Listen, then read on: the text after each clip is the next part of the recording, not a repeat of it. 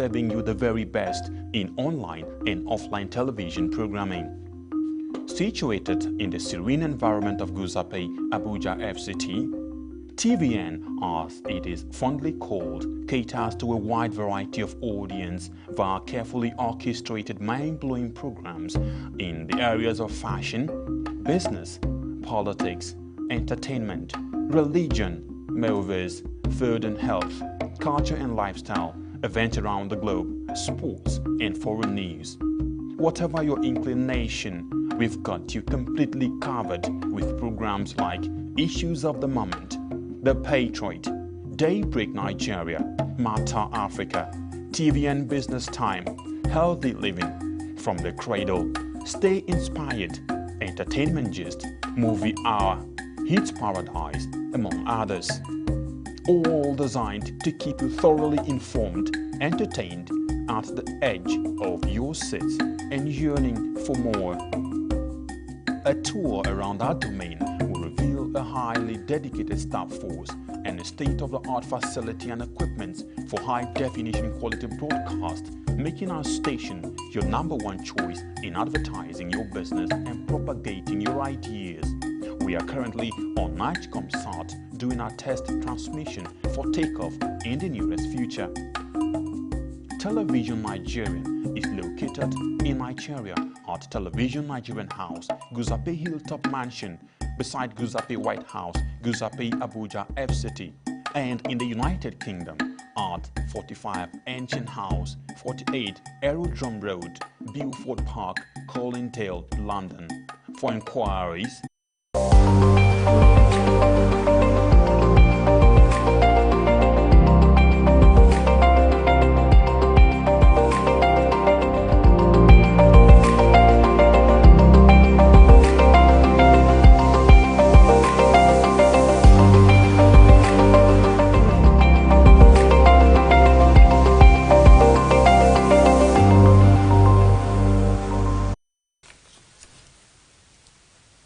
Lagos State still remains the epicenter for coronavirus infections in Nigeria, with a total number of confirmed cases at 251, followed by Abuja with a distant 62 cases, while Kano has overtaken Osun State to rank third with 21 cases, with Anambra and Benue bringing up the rear with 1 case each. Now, with total confirmed cases in the country placed at 442, Nigeria still has a lot to do in the fight against COVID-19 pandemic. Now it's the 4th day of the second part of the lockdown on Abuja, Lagos and Ogun states in the federal government's effort to contain the spread of the pandemic in Nigeria. Welcome to COVID-19 Situation Room of Television Nigerian, reaching you live at this time from our Hilltop Studios in Guzape, Abuja, the Federal Capital Territory. I am Charles Ibe. With me on board, with me on the Situation Room today is Victor Tehemba. Good morning, Mr. Charles. And then Messi Joe. Good morning, Mr. Charles. Yeah, nice to see you guys. Nice to see you too. Nice to see that you're alive. Yes, that's what I was going to say. I'm free from this coronavirus. Exactly. Are you sure? Yeah, no, we are all free. We are all free. So, Victor, you are joining the platform on the first time. So, how was your overview generally? Of the corona, yes, everything, efforts of the government, just in a nutshell. So I think that since we've had to deal with this situation, government response has been quite fantastic, and sometimes I might say over-exaggerated at the same time, but then it's not too much, so we can't complain that they are overdoing things. But I think, and we would believe that most of the things they're doing now are things that they should have done earlier, but then it's still very fine that they are still going ahead with the whole situation. So far, government response has been very fine. That and Lagos State government has been very fantastic in handling the cases, and then with the support that they have gotten from the federal government as well has really helped a lot. And I think Kano now is trying to overtake the entire other states. I don't know. This is not election, so they should just calm down. Okay. So we don't really want to have a case of the pandemic going all out in Kano State, for example.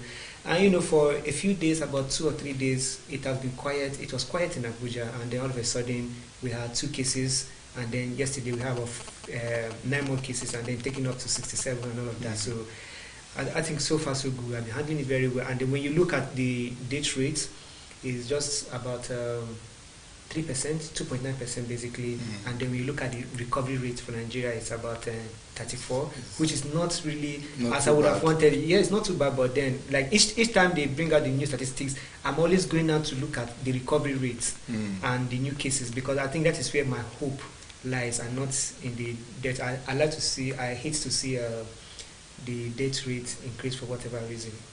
All right, Missy, what do you think? He has talked about government's efforts. He's commending government for what they are doing.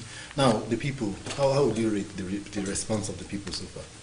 I think so far so good. It's now a situation of there's no choice. You have to stay at home and be fine, because that's the only hope that you can give to yourself, that the moment that you're at home, everything is going to be fine, you are going to be free from the disease. People are trying to comply with the rule of staying at home. But of recent, I realized that some people are now feeling like, I can't stay at home. I have to come out. I'm bored.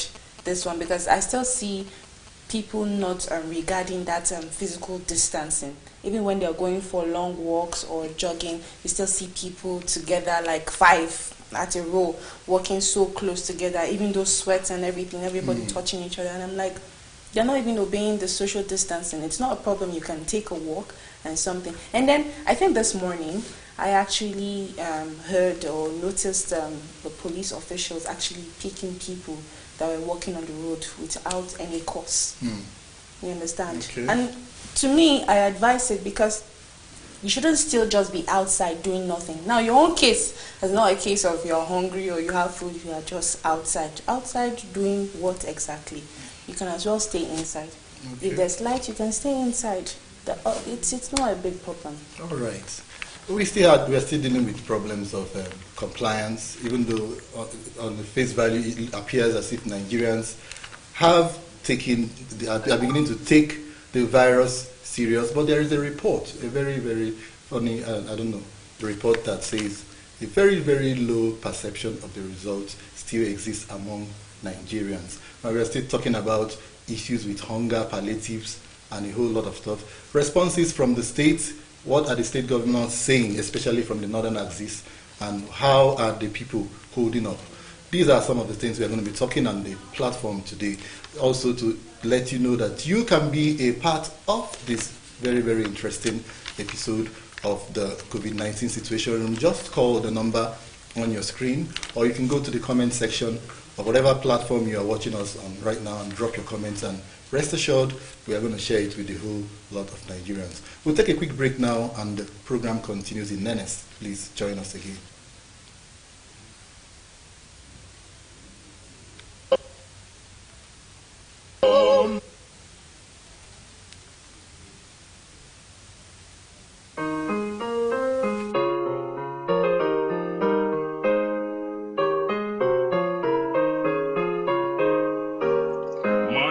Stay at home, stay at home. Corona de forodo, just stay at home. My sister, stay at home, stay at home.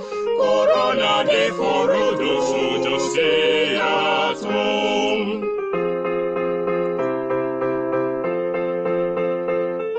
Stay at home, stay at home. Corona no dey look face, stay at home, stay at home, oh stay at home. For you to live a long life, stay at home. No wedding, stay at home. No school, no stay at home. No go church, stay at home. No visit, stay at home. No hunger, stay at home. Just prayer, stay at home. Only prayer for you, serious prayer, stay at home. For you to live a long life, stay at home.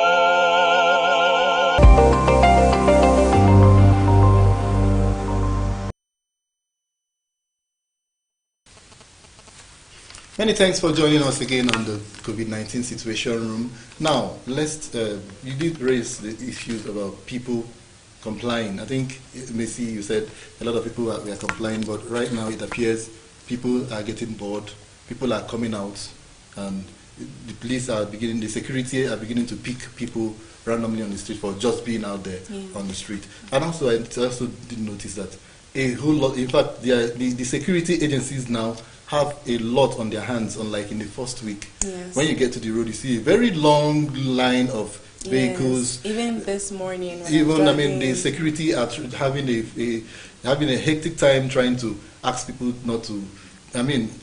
Finding out where are you going, showing me your ID card, and a whole lot of queues. And I also noticed hawkers have. People are no longer. In fact, it appears as if people are just not taking it again. What do you really see in this whole situation? The thing is that eventually this was meant to happen. It will definitely come out this way again, seeing that we're Nigerians, typical Nigerians. The thing is that the federal government, they are trying on their own parts.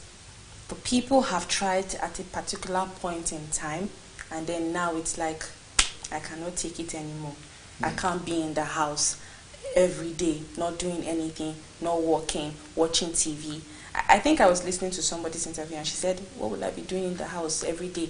Just sitting down, sleeping, watching film, eating. I'm tired, I'm bored. I want to go outside. If the virus wants to come, let the virus come, but I'm tired.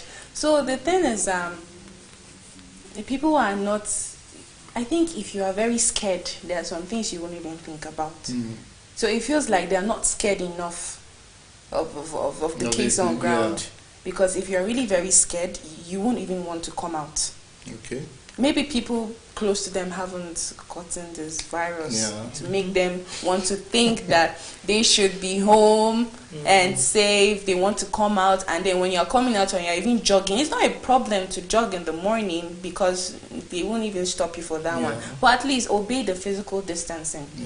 When you're seeing a partner coming close to you, you tell them, please, physical distancing, because that person that you're about to run with, you don't know.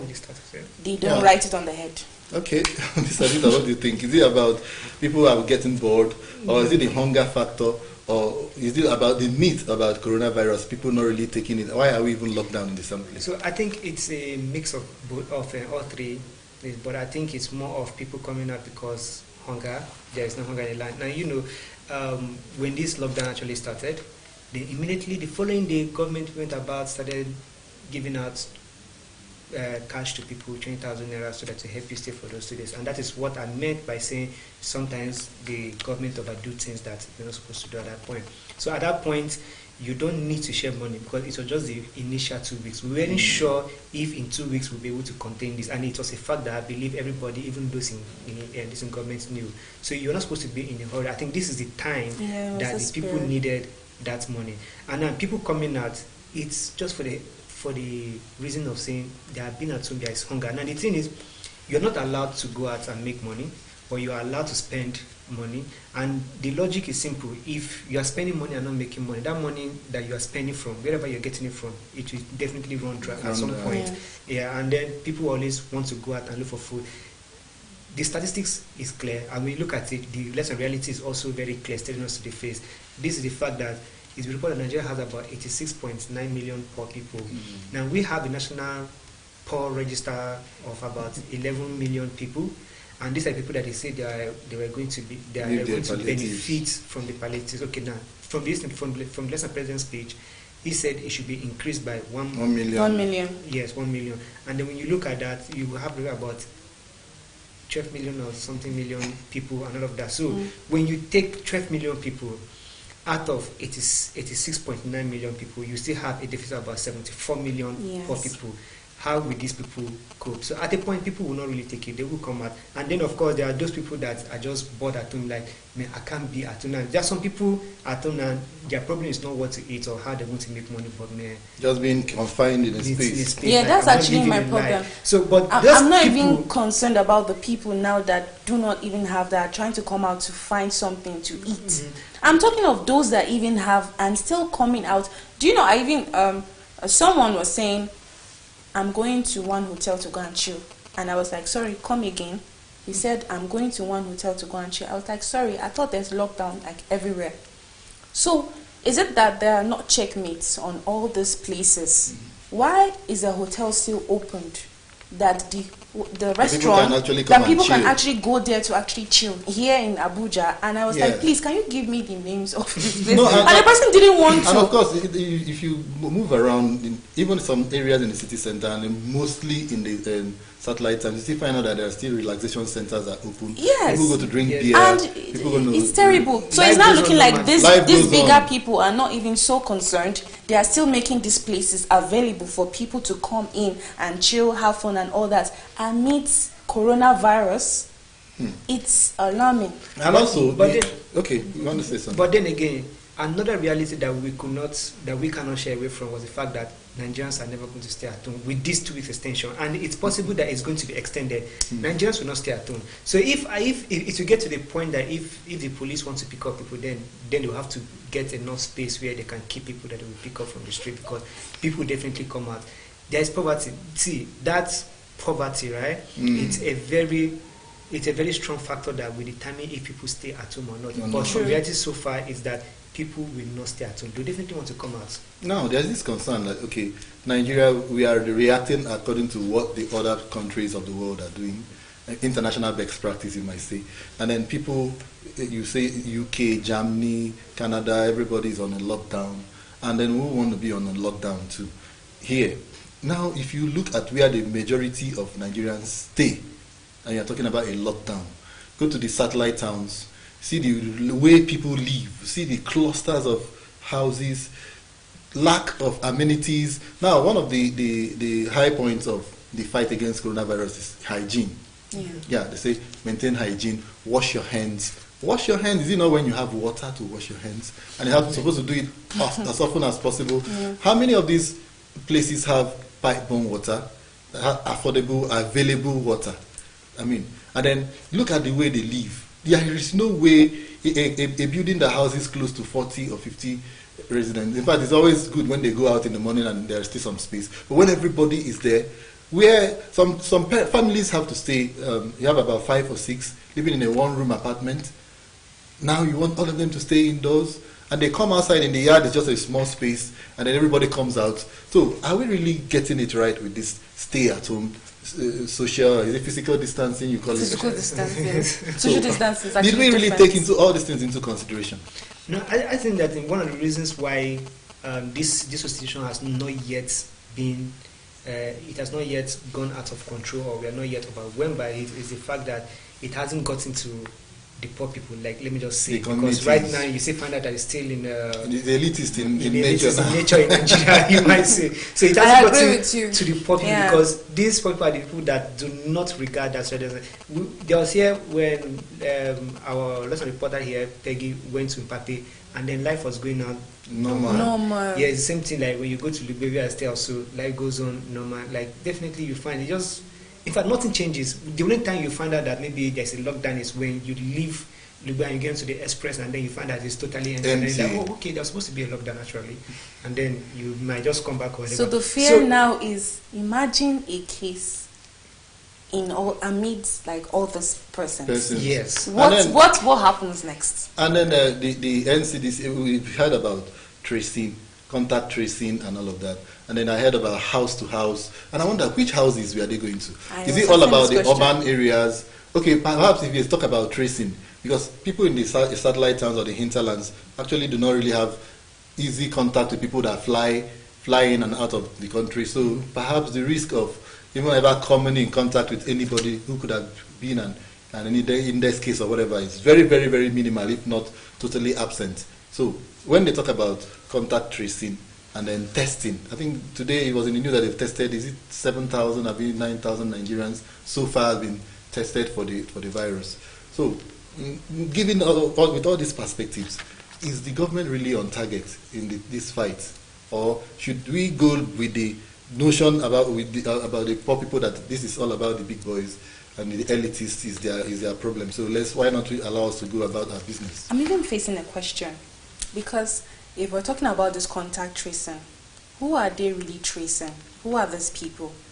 Let's imagine cases of persons returning from abroad, and then drivers picking them up from the airport. Most of these drivers belong to that category of the Mbappe side, the Lupe side, all those sides. Now I'm asking the question, is it that since whenever that time till now, these people have not had it, contracted it? And also in line with that question, I also look at some of the elites that have declared they are positive.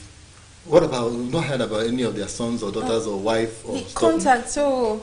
and then we are doing tracing. Who are we really tracing? So, like we said, this virus so far in Nigeria, it looks like it's for the rich people.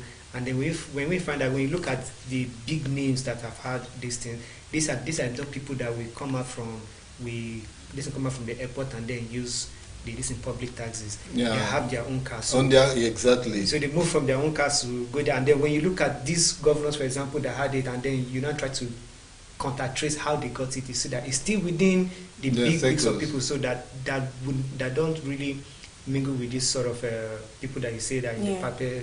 But then there are still some of these people that return from abroad, and then probably they are not really living in Abuja, so their vehicles are not in Abuja. So I'm not even looking at, because Abuja seems to be a very peculiar case when you compare to Lagos, and I think this situation we're talking about here applies to a place like Lagos, and I think that's why Lagos every day is churning out high numbers. Yes, so I think in Lagos that will work. That okay, maybe somebody comes and then he mixes up with the taxi driver, and the taxi driver goes to other places. I think that is the reason why Lagos is very high on that list. Okay, now so far not having a list or not having or putting a face or a name to all these numbers, 440 something Nigerians who have gotten it, even those that have been cleared, that are allowed to go on discharge and all of that, they are still faceless, they are still nameless. Is it like something about guarding their privacy, or shouldn't people, maybe if these things are real that we are seeing it, people will get to believe it easily? Or is it still that those 400 and something are still confined to the elitist class, so that's why the poor people are saying this is none of our business anyway? No, I think one, it is for the privacy of the patients, and secondly, it's for their own protection as well. We've seen cases, one case in Kenya, that one lady, was it a man, that was said to have tested positive for coronavirus, and then a lady, yes, and people in that community went there to lecture, So that sort of thing happened in Benue. Yeah, so this kind of thing that we are trying to avoid, because, and then when you look at how Nigerians are beginning to treat Chinese people, with that sort of thing, like, okay, you guys are the one bringing coronavirus into Nigeria and all of this, and then we don't want that. So I think it's for the interest of everybody, including the patient, that the names are not reviewed and the faces are not. I don't even have a problem with the people that have cases. I have a problem with the survivors. At least they can come out and tell their story. You can actually come out to tell us a story, because I'm not buying the idea of them putting out stories and testimonies of survivors from outside the country that are Nigerians, while the ones that we claim are survivors from inside the country, we do not get any testimonies. No, I think that we've had, personally, I've noticed about 3 people who survived, they came out, and I think one was even in the news. I think I've noticed 2. One was one of these media houses. Yes, and he came out. And I think that is the one I'm talking about. And then there's also a guy in Weye that went in and then also came out in Abuja. I spent about 2 weeks there. Then there was a lady too. I think. What about the governors? Sheyi Makinde said, "I'm fine." I'm fine now. And then Lesson Bala Mohammed also said, and Jeremiah said, "I'm not fine yet." So he's still basically waiting for his own miracle. Yeah. And all of that. Yeah. All right. While all these things are going on, let's just keep telling Nigerians that COVID-19 is real. That is what we are facing right now. That's why we're having the situation room. So please do everything possible to stay alive. Stay alive and stay alive. Let's go to the news desk and get some news headlines. And when we come back, we'll talk some more.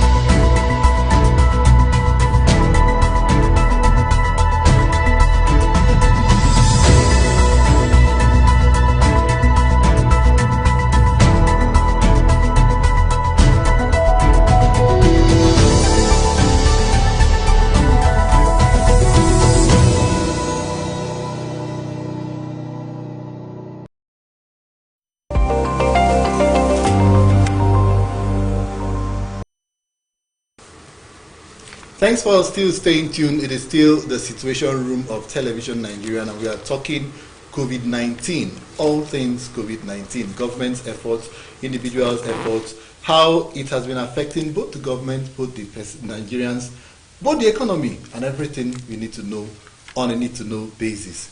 Now, let's go to some issues happening in some of the states and kind of bring you up to speed. Now, despite having 2 confirmed cases of COVID-19 incidents in the state, the Niger state government has reportedly lifted the suspension on congregational Friday prayers, popularly known as Juma, for today, that's Friday, the 17th of April 2020. There are yet to be confirmed reports that the state government directed that the Juma prayers should hold between 11 a.m. to 3 p.m. under strict observance of all the precautionary measures using hand sanitizers, face masks, hand washing facilities, soap and water, maintaining social distancing, and avoiding contact-based greetings. Well, we are yet unsuccessful in our bid to reach the government media team to verify the claim. So if you are watching us right now from Niger State, you can well do us a favor and call in. Tell us if the prayers are actually going on right now in your location, and also what we need to know on a need-to-know basis, like we said. Now, Niger State, that's a report from Niger State. They are lifting the Juma prayers so that people can go to mosque, the congregational prayers. But we heard that they are putting in some measures. Wash your hands, everybody should wear mask, and all of that. If we later confirm that it's actually what the steps that the state government has taken, now, shouldn't it be what every Nigerian should be doing instead of locking down people? If we can put face masks wherever we go, there are provisions for hand washing in the churches, in the mosques, in the markets, supermarkets, in the beer parlors. If you come, you must sanitize your hand and then maintain a distance and have fun, and then contract your businesses and stuff. So why do we really need to lock down if these are part of the measures? I mean, but then when you look at the virus, like they say, also less than survives on clothes, survives on less than surfaces. So wearing face masks and using hand sanitizer does not entirely 100% protects you from the virus. So it's why that the most effective way that they have reasoned it is to create social distancing. Everybody stay at home. I think in that way, the virus will not be able to travel from one person to another. We also have that same kind of case in, is it Calabar now? Where they are face mask is no mask, no movement. But then they have just about a few, I don't know if they have any case so far. No, I think there was a time, it was a controversy. It's a Ibom that had 6. Yes. It's a Ibom that had 6 and all of that. So in that kind of case, if they have more cases like we have in Kano, Lagos or Abuja, I think they're also going to declare a lockdown. That's the most effective way to cut the transfer of that virus from one person to another. That's just the truth, because enough cannot be done with saying wash your hands regularly, use your face mask, use sanitizers, avoid physical distancing in congregation. Like, you let everybody go about their normal movement, and you do it's really not enough. No, but if we keep saying strict observance of all of this, it appears it's going to be forever, because we don't know yet when this thing is going to subside. We are just saying 2 weeks. That means we could be as well as last till June, July, where we are still in this situation. The thing is that that's the unfortunate. No, I think at a point it's going to stop, because when you just look at Ogun State, for example, Ogun State has been on 7 cases for like the longest time. In fact, I was even wondering why they're still on lockdown, because when you look at Osun has about 20 cases, which is 11 more than Ogun State, and then it's Ogun State that's on lockdown and not Osun State. But perhaps because of the proximity to Lagos. Yes, but then if it's the proximity between Lagos and Ogun State, remember that Lagos is going to be on lockdown. So it means nobody will be able to come here and nobody will be able to go, so Ogun State is still safe. Okay. Do you understand? Okay, so they should be safe to roam, but they have the virus within them. Yeah, but even though it's low, even though it's 7, but you never can tell. 9 actually, and out of this 9, they have discharged 5 people. 4 people are still left. Yes, there, and so these 4 people are not roaming the states. Yes. They are in isolation centers, yes, where they're taking care of them. And for 2 weeks now, they haven't really recorded a new case. So why not let them? Okay, so now if we are going by this premise, like, okay, Lagos for the longest time they have been all the people they mentioned that they locked them down. But we still keep having this thing increasing. Yes, so that's the thing. That's what I was saying. You see, like the Ogun that you just said, Exactly. the case is not really increasing Yeah, because there are no stopped. movements. No movement. So now, see, Lagos is still increasing. There's still no movement. And there's it's still no increasing. movement. It's still increasing. So, is it the time that it's increasing that we should not be talking about suspending the lockdown? Yeah, I think it's in the states that they feel they are not really affected by it, because when you look at Nigeria, Nigeria has just 2 cases, and They're having curfews. and they're having coffee that, and unlike police in Cross River that have not had any case, but they have taken all the measures that they can Close take, all their borders. basically. So for how long are you going to close all your borders? So Because you still need that's the interstate, reason why. That's what I'm going to say. A state like Enugu right now shouldn't even also be on lockdown, because Enugu reported just 2 cases of coronavirus, and these 2 people Anambra has just 1 case. Anambra has 1 case, and the And case it's is on still lockdown. active. Kano Yes. has 4 cases now. Kano, Kano is 20, is something it's else. 21. I think 21. Kano is it's about 21. 21, yes. Yes, Kano And is 20. after What's the happening? 21, the 20. How did they come? Phew! And they are presently on lockdown. Just took over just like that. Osun was 20 20, following Abuja. So Kano now has In less than 21. how many days? Yeah, exactly. That's so. So, perhaps- but you know, I was saying that when you look at Enugu has just 2 cases, and these 2 cases have been discharged, and since then they have not recorded any new case. There's And no they're still reason on- why they Enugu should be on lockdown. On lockdown. Yeah, No, I but mean, if you you- can minimize movement activities, but then total lockdown. No, let people go about their. But should it be okay, like if you unlock your state just within, but close all your borders? It's okay. So how would they survive? Yeah.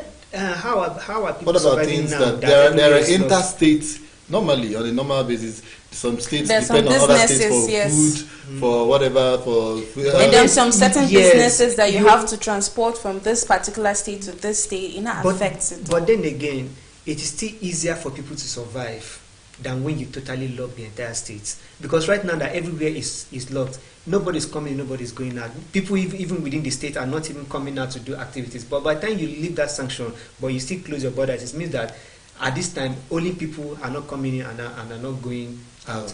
But then within the state, you can go on, do whatever business you can do, and then survive. But which is how better. true and genuine is it really that all these borders that they claim to have been locked down, like closed, nobody's really coming in and Yeah. nobody's really going people. out? I think people, let's say people on essential Just, duties. yeah, exactly. Except maybe the security agencies at the borders are compromising. But what we should be made to believe is, except on essential services, people that supply food at the interstate, I think they're allowed to, But I think take in- there's a problem now. You know, we are in Nigeria. This is Nigeria. Welcome to Nigeria. I think people have started doing their fabrications of ID cards, forging of ID Okay. cards. Yes, of So course, do you that see the happens a lot. problem now? So That it might not it's really one be. of the big challenges again. You are going to claim you are a reporter, Yeah. or so- you are a doctor, or you are a food a trader. Because if you're Just a trader, because you you have to want be to seen. move. No, if you're a trader, you have to be seen carrying food. If you're a reporter, you have to be seen with your ID card, ID which card. is easily identifiable.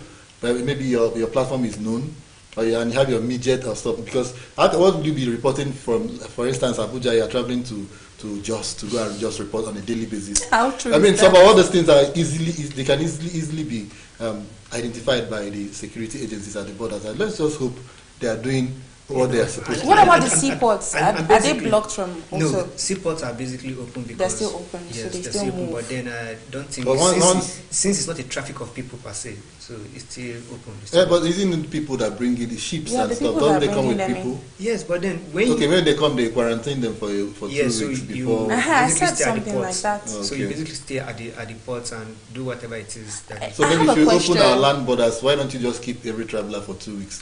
We Then can't if you are good. we can't do that. We What can't is do this? that. We What can't is do this? that. And I want to ask a question. NCDC, the tests that they conduct, is it free? Yeah, of course it is. Is it really free? It is free. Yeah, but nobody has come out to say I was charged. I've so heard so. 2 cases now where someone said, the first person said that he was asked to pay about 65,000 naira What? for his test. Even, I don't know if you Has it been remember. verified? That's the thing. There was one that in that media house that they broadcasted. I don't know if you listened to the full clip of his testimony, where he said he paid about 35,000 naira at a particular place to conduct the test, and then when he That- got back to what they call the quarantine center there in Lagos, they asked him to do another test with them, which he was going to pay a particular amount for that test. He didn't reveal how much. So I'm asking, they are saying it's free, but we are hearing money going out. And the second person, the person didn't want to disclose everything, but he said they actually paid some money. Perhaps that's another angle we might have to look into. It calls for an investigation to be actually sure that people are paying.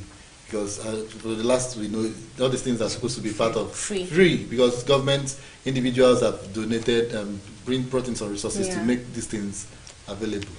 All right, let's go to Kaduna State, where our correspondent reports that the cost of food items is so much skyrocketing in the state. Let's look at this report. Join us again. The task force on COVID-19 in Kaduna State has expressed fear that the state could face about 57,000 cases due to the violation of lockdown. Residents, however, expressed divergent opinion on the lockdown, saying it has brought more hardship on them while pleading with the government to come to their aid. Correspondent Bosan Yakusak, who visited some major markets in the state, reported that some residents who took advantage of the window period given to residents to restock their food items from 8 a.m. to 6 p.m. all complained about the high price of goods in the market. As you see me now, I be window. I no get husband. I no get husband. Come on, I no get person where go help me. May they leave us. Make we sell market. I beg, may they leave us. Because tomatoes where they buy am 2,000 naira. Now na 5,000 naira. May they help us. They beg them, may they help us. May they God go guide us. He go guide them. May they leave us. If we no come out, we no go eat. Nobody give us food. Now God they give us. May they leave us. Things are getting higher and higher because of transportation. No motor coming, no one going out. That is the reason why they're adding money, everything in the market here. So things are very expensive. Everything is expensive as I'm talking to you now. Gari that we used to buy 200 naira, as of now they are selling 350, one mudu. So remember that we're in the house, we're not coming out. So a lot of things are increasing every day. A kilo of meat initially was 1,100. As of today, they're selling 1,617. So that's what is happening. So things are adding every day. The price is not encouraging at all. Most of the items have gone up twice the price that they were sold before. Even the transportation, before I could go to this place, it wasn't really easy for me. Right from Stabo, we normally pay 17 naira, but they were telling us 200 naira, of which is not encouraging. As you know, people are not working, the income is not coming. The little that we have, they are inflating their prices on it, on the items that we are buying. So we just pray that God should intervene to this situation. I'm appealing to the government concerning the money that they promise giving to the poor masses. I pray that they will see to it, because most of this money, they are not getting to the people that needed it. The poor, the poorest among us, most of them, they've not gotten it, and you know what it means. It will make the life to be hard for them. Price of goods have changed, you know. Mostly the price of many goods have changed. Some things you buy 1,000, some will tell you 1,400, 1,500, some 1,300. So prices are not the same like before. When you ask them, they tell you that there is nothing coming in, that the one they have is what they will sell. So I don't know what is the cost of all these things. So the government should know what to do, at least, to curtail the prices, at least. Let it not go so high like that.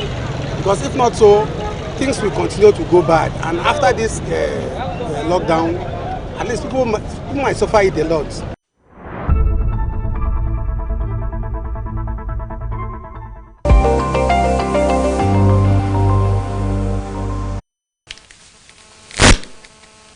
It is still the Situation Room of Television Nigerian. Just gone by, we saw Kaduna State, the residents of Kaduna State complaining about the high cost of food, generally the high cost of living under the lockdown situation. I think that was when they were giving some window of some hours to everybody should go and shop and replenish their stocks before a lockdown. That's why you saw a lot of places, there are a lot of activities there. Now, looking at what we just saw, shouldn't it be like, okay, after some time, open up these places, let people move around and close it again, taking experiences that we've seen happen elsewhere, especially states where we have very low incident rates of this virus, like we talked about before? Yeah. Well, I think it's very okay that at least once in a while you get to open or give the order that people can go, just like the way they're doing in Abuja. These markets get open twice in a week, and then at that point you can take advantage of that to stock in your food stuff and all of that. But then another concern is just the high prices of food, and it's not just only in Kaduna; it's everywhere else as well. You find that high price in food here in Abuja, it's in Lagos, it's in Kaduna, just as saying. It's not like before. It's not like before. And then my worry or my concern or my question has been that what is the reason, or what are the reasons that gave rise to this increase in food prices? Because I don't see any reason. It's just we are only dealing with a pandemic.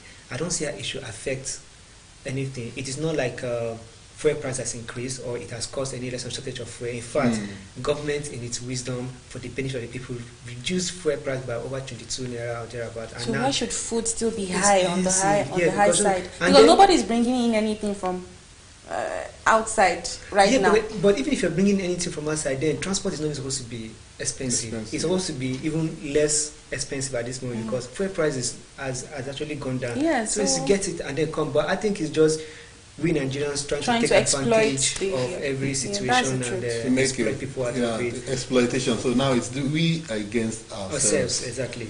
Then there's nothing, because look at that lady now saying from Sabo to the market she used to pay 17 naira, but for that day she was asked to pay 200, which is about 290% increase in the price, and that's just insane. And then people are thinking like, oh, because it's pandemic, it's coronavirus, it was a lockdown, so you have to pay 200. And then sometimes you just have to pay because you need to get to where you're going. If not. All right. So Nigerians, now it is we against ourselves. Let's try to make it easier on ourselves. We've been talking about spirited Nigerians coming out to donate, to give, to make it easier for others. So if you have a service that you can render at this point in time, it doesn't make any sense for you to hike the price just because it is a COVID-19 situation. If you have fuel in your car and you are driving on the street, so what is it? Why do you have to inflate the price? Because the fuel price have not increased like the last time we checked. So we should do everything possible to make sure that this situation doesn't get worse by efforts of ourselves on ourselves. Let's take this break, and when we come back, we'll continue.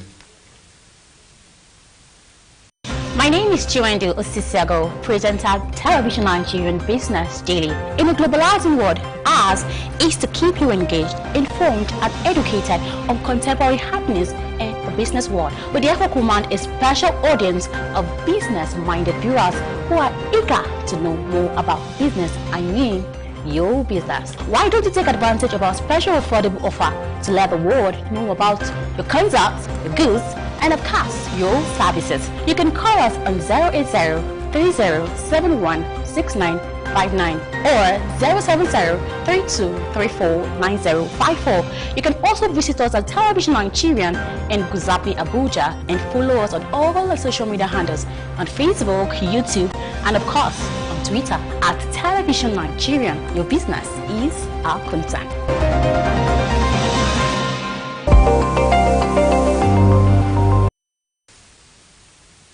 Thanks for joining us again. Still the Situation Room of Television Nigeria. Now let's go over to Bauchi State, where Governor Bala Mohammed of Bauchi has said that his government cannot afford to impose a total lockdown in the state because the people must eat. The governor made this assertion while commiserating with traders of Mudalawal Market of the fire outbreak that destroyed some shops and property worth millions in the market, and further stated that his government will enforce a minimal lockdown while urging the people to observe social distancing to prevent the spread of coronavirus. Now, the governor is saying they cannot afford total lockdown because people must eat. Now, he's talking about minimal lockdown. So we're having different responses, different reactions to this on a statewide basis. So what do you think about the... How many cases are in Bauchi right now? 6 cases. Okay, let's start from there. So I want to ask a question. When it gets to about 50, do you think this will still be... by then we'll be taking maximum, what do you call it? Lockdown. Maximum lockdown. You're coming from a governor who was a survivor. So what do you really think? Perhaps it's not really that bad as we think. If a survivor is now placing food and the well-being of people above the coronavirus, it's not really that serious for us to lock down. Let's put some measures in place and let life go on as usual. Okay. Because he has been there, he has seen it, he has felt it, and he's out. So for a survivor, yeah, perhaps it's not really that terrible. Maybe it's not that terrible. No, basically, like I said, when you look at Nigeria, for example, our death rate is just about 2.9% when you compare to the case of 442 that we have. I think at 2.9% we are one of the lowest in Africa. Yes. To say for example. But then the reality that I think people get to know, like these governors get to know, is that Nigeria as a country, Nigeria as a whole cannot afford a total lockdown.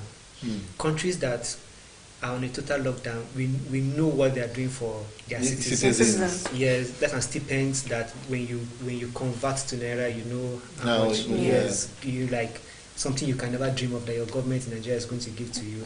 And then there's also that measures that that's some mortgages on houses are actually at the moment suspended. So government is also helping people with rent and all that. So at this moment, in fact, to them it pays them to even be at home, because it's like when you're at home and all that hustle that you need to go about doing just to get money to eat is being taken care of by the government. Yes, you don't need to worry about rent. The government is taking care of that. I mean, and if you're a small business person and then whatever it is, you don't need to worry. You're not making profit. You don't need to worry. The government is going to give you grants and all that. But then we don't have that in Nigeria, so now, people are very concerned. Perhaps this part of the realities of the COVID-19 is that it's really exposing the fact that a whole lot Nigerians have been living in denial all this while. I mean, we've been living a false life, because if a governor is saying we cannot afford, now the president on the central has given us some palliatives, increases from millions and thereabout. Now, what have the governors announced on their own level? What have the local governments announced at their own level? Now, it appears that goes to show that it hasn't really been, when we talk about governance and all of that, it hasn't really been about the people. Because I saw this morning, is it the governor of Plateau State or something, saying, in fact, he was announcing it on air that the state has agreed to suspend the 30,000 minimum wage. Yes, that I think either his own state or the northern governors or something like that has agreed to that. I mean, we can't afford to pay this. But before you have announced you are going to be paying 30,000. So now because of take advantage of the situation. You are not going to be able to pay again. You can't afford the lockdown because you can't provide for your citizens. And yet you are a state. We are talking about autonomy and a whole lot of things. So isn't it just like, what have Nigerians really been operating before this coronavirus? Well, let me just start from that issue of that minimum wage. It's something I've said several times. Nigerian states cannot afford to pay 30,000 minimum wage. States that can afford to pay 30,000 minimum wage are just about 5 states in this Nigeria. So why do we not have 36? 36 states. Why do we have states if they are not viable? Because this question of how viable are Nigerian states. What do you have to qualify you as a state? What about IGR? What do they do with all of this? And in spite of all this, we cannot. We still hear about governors who pay themselves security votes that runs into millions. They take stuff from the federal government and they still tell you they cannot, we cannot. So is it really true? Is it really real? Is it really feasible that all the 36 states can pay their 30,000? No, not what I said. I said about 5 states. So Kano, Kaduna, why should it be Lagos, only 5 Abuja states in the country? Yeah, because these are states that are economically viable in all ramifications. These are states that can conveniently pay that their money. workers, and then yes. So when you look at Lagos, Kaduna, Kano, these are states that are economically based on economic activities. They can do that. Then when you look at Akwa Ibom and Anambra, these are other states that has to do with oil and there may be some few economic activities going on in the state. But then when you look at other states like Osun, which has been notorious for own salaries, also look at Benue State for instance, then look at Imo and the rest. Kogi too, what do these guys do in these states to earn money? They depend mostly on the little IGR. Like when you look at Ocean State, for example, the IGR, it was of recent that they were able to make up to 700 million.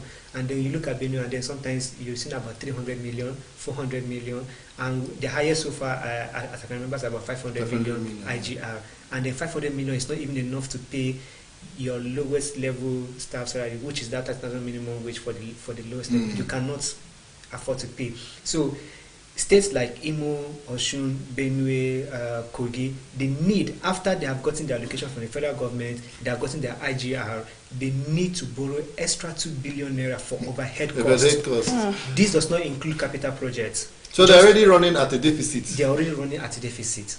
So how do they pay? So when are they going to pay? How viable should they continue as states? How do they survive this? Yeah, exactly. So when we talk about restructuring and a whole lot of that, we still haven't gotten the basis of when we are having those conversations, on what basis are we talking about the restructuring? If it's about regional, or should we really have states when they are not really able to pay up or meet up on their normal day running? But when you now put it side by side to the flamboyant lifestyles of the people that run these states, I mean, it's very questionable. Yes, highly questionable. And then when you look at it, it's also not really the fault of people in government. I think there is a perception that Nigerian system has about governance is that it has to be affluent, it has to be opulent, for you to see. So that's why you get to find out that principal officers, whether governors, president, or the legislators, their allowances in different areas, when you aggregate them, is more than 300% or even sometimes 1,000% more than their basic salary. So your base salary might just be 700,000 naira, and then they're giving you wardrobe allowance of 3 million naira, you have house allowance of 15 million naira, you have this, you have that. So at the point you're not even looking at your salary can just be what you maybe spend outside, and then you're looking at these other allowances. Newspaper allowance might just be more than your salary itself. You know, give me about 1.something million naira as newspaper allowance for the month, whatever, and meanwhile your salary for the month is just 700,000. So I think it is not the fault of the government. I think it is the fault of the people that structured this compensation plan, and which has to go back to the federal fiscal mobilization, whatever. Yes, to look at how they can do the RMFSC. Yes. So now this thing is not a problem for states like Kano, Lagos, whether they're paying their government their governors that much, but it's a problem for the lower states. But those lower states will always want to meet up with those higher states. They always want to level up and actually be on the same category with them, but they're not doing the full responsibility as governors. So now, does it mean that if you're going to implement a change, it should be for only the lower states that cannot meet up, or it should be generally for the whole Texas states? What kind of change? Like the allowances, the money that is going into their pockets and stuff. When you talk about bailouts, we keep talking about bailouts to states and all of that. My question is, for how long will you continue? So and I think one way to answer that question, or say how long, or to maybe stop ourselves from asking that question how long, I think that is why there were discussions about restructuring. So when you restructure, like people say, restructuring means different things to different people. I think the basic thing about restructuring is like, let states begin to, or regions, however you want to put the state or region, let them begin to take their own destinies into their own hands. So right now at the moment, a lot of people believe that for the fact that federal government gives allocation to this state is one of the reasons why they are lazy. If they are left to say, okay, you have these resources, take care of it, make money from it, and then give us a percentage out of whatever you make out of it, I think at a point they will begin to sit up and then begin to look like, okay, how can we make, because every state has what something like something that they can make money from and all of that. But they are controlled by the government, isn't it? Still, they are controlled to the certain percentage. Yes, of course. Being controlled by the federal, because most mineral, because they're released from the government. So that's why the government has to keep. They always run to them for allocations. Then we talk about 13% derivation and all of that for the oil producing states. So if you now states control what you have and take care of your problems. If you have excess, send to the center. If you don't have, okay, good, handle your own business. Let's hope it sells through. No, but then we also know that for obvious reasons, people that have a say, that people that have says in these sort of things, we never allow that to happen. Of course. Yeah, because this is a conversation that started at a point, it peaked somewhere, and then it just ignored and then stagnated, and then now nobody's really talking about it. That was the case. All right. Now, we are still looking at taking some reactions from states. Now, let's go to Kwara State. Now, hoodlums on Wednesday night attacked federal government conditional cash transfer disbursement team at Ijashe-Ibo, Irepodu local government area of Kwara State. I hope I didn't murder that name. No fewer than 1,568 beneficiaries were expected to benefit from the cash transfer across 11 wards of the Irepodu local government area of the state, while it took the intervention of personnel of the Nigeria Security and Civil Defense Corps attached to the team, who fired into the air to scare away the hoodlums. Now, the exercise was said to have ended abruptly as many scampered to different directions for safety, while some beneficiaries were also said to have lost their stipend to the hoodlums. Still talking about people against people. Now, government has organized themselves. Let's give this stipends to people, and then hoodlums who are these also hoodlums just came in to scatter everything and dispossess people of their few changes. The question is, who are these hoodlums? That's from that state. Hoodlums. And they were not able to get any of them. These investigations are still going on. Yeah, and again, it's situations like that, you hardly get to arrest anybody in that sort of situation, because it will be taken like his hoodlums just trying to misbehave and all of that. But then in this case, it's not only people being against the people, it's also the government being against the government.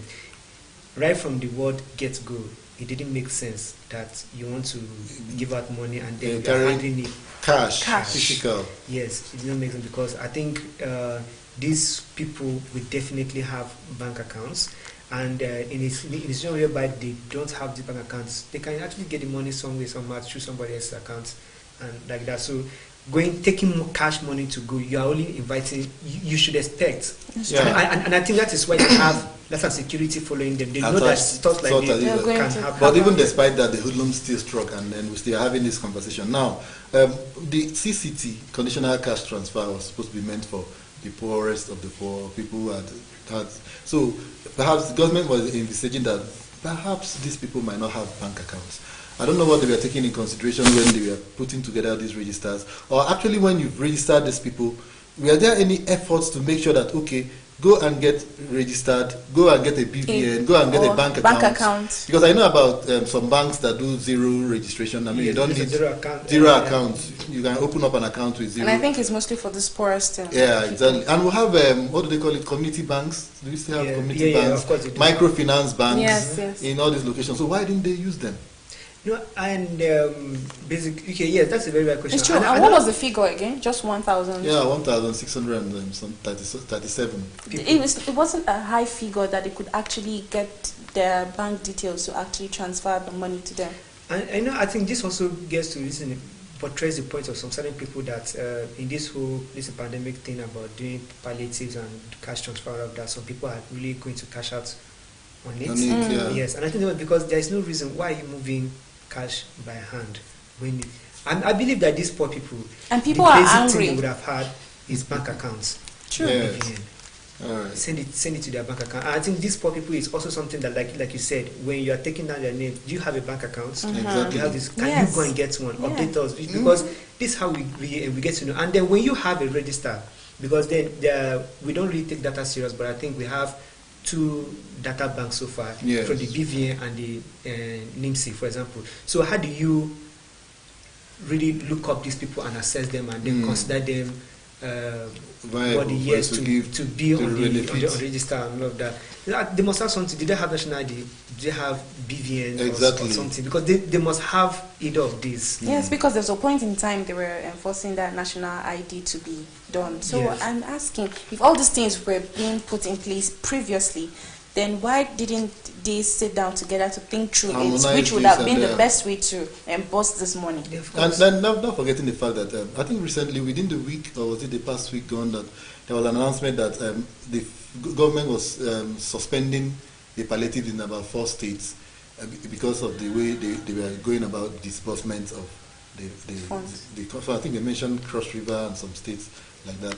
And you find out that the governments are really outsourcing, contracting this disbursement to, it was contractors that were handling it. And so now that's why we're having all these questions that we are raising, So even on the part of governments, can't state governments handle their own business? That you have to contract it out. And if you're even contracting it out, don't you think that they have forgotten that there are a lot of people that do wayo? It is the wayo, the tratra is the reason why these things have been given out to contracts, because somebody exactly, that's what I'm saying, because when I'm hearing contracts, that's the first thing I can always think about. In this country, Nigeria, a state, states are also responsible for this, getting tax from people. In a state in this country has also contracted the responsibility of collecting tax on its behalf to another company. So which means this company collects tax on behalf of the state for a particular fee. Why? So now that fee that is going to go to that company, that is the state losing that amount of money going to that company. When the state could have been going about getting this tax by themselves. It's not just states. You remember that the federal government, I think it was in the NNPC, there was a kind of a problem with that. The contractor that was doing, I don't have the full details, but I remember that there was an issue. Of course, it's like that. It's the same issue also with NDDC as well. That they also had to contract somebody to help them get their fees from oil companies in the regions and all of that. It's all of the gimmicks to get whatever they can get. Is the wayo you're talking about. And then we're looking about sharing of this money, less than money cash transfer to people. This is my point. Equality does not mean equity. There are some states that the citizens don't need this money at the moment. You don't need to send them money. States that don't have this coronavirus case, for example, when you look at Plateau State, the president specifically said lockdown in Lagos, Abuja, and Ogun State. So if the palliatives are going to people in these three states, it's understandable. Or you look at the other states that have high cases as well, like Osun, Oyo, and Kano. Very, very understandable. But states where like Cross River has no case. Why are you giving the citizens money? It means that they can still go about to do their own business.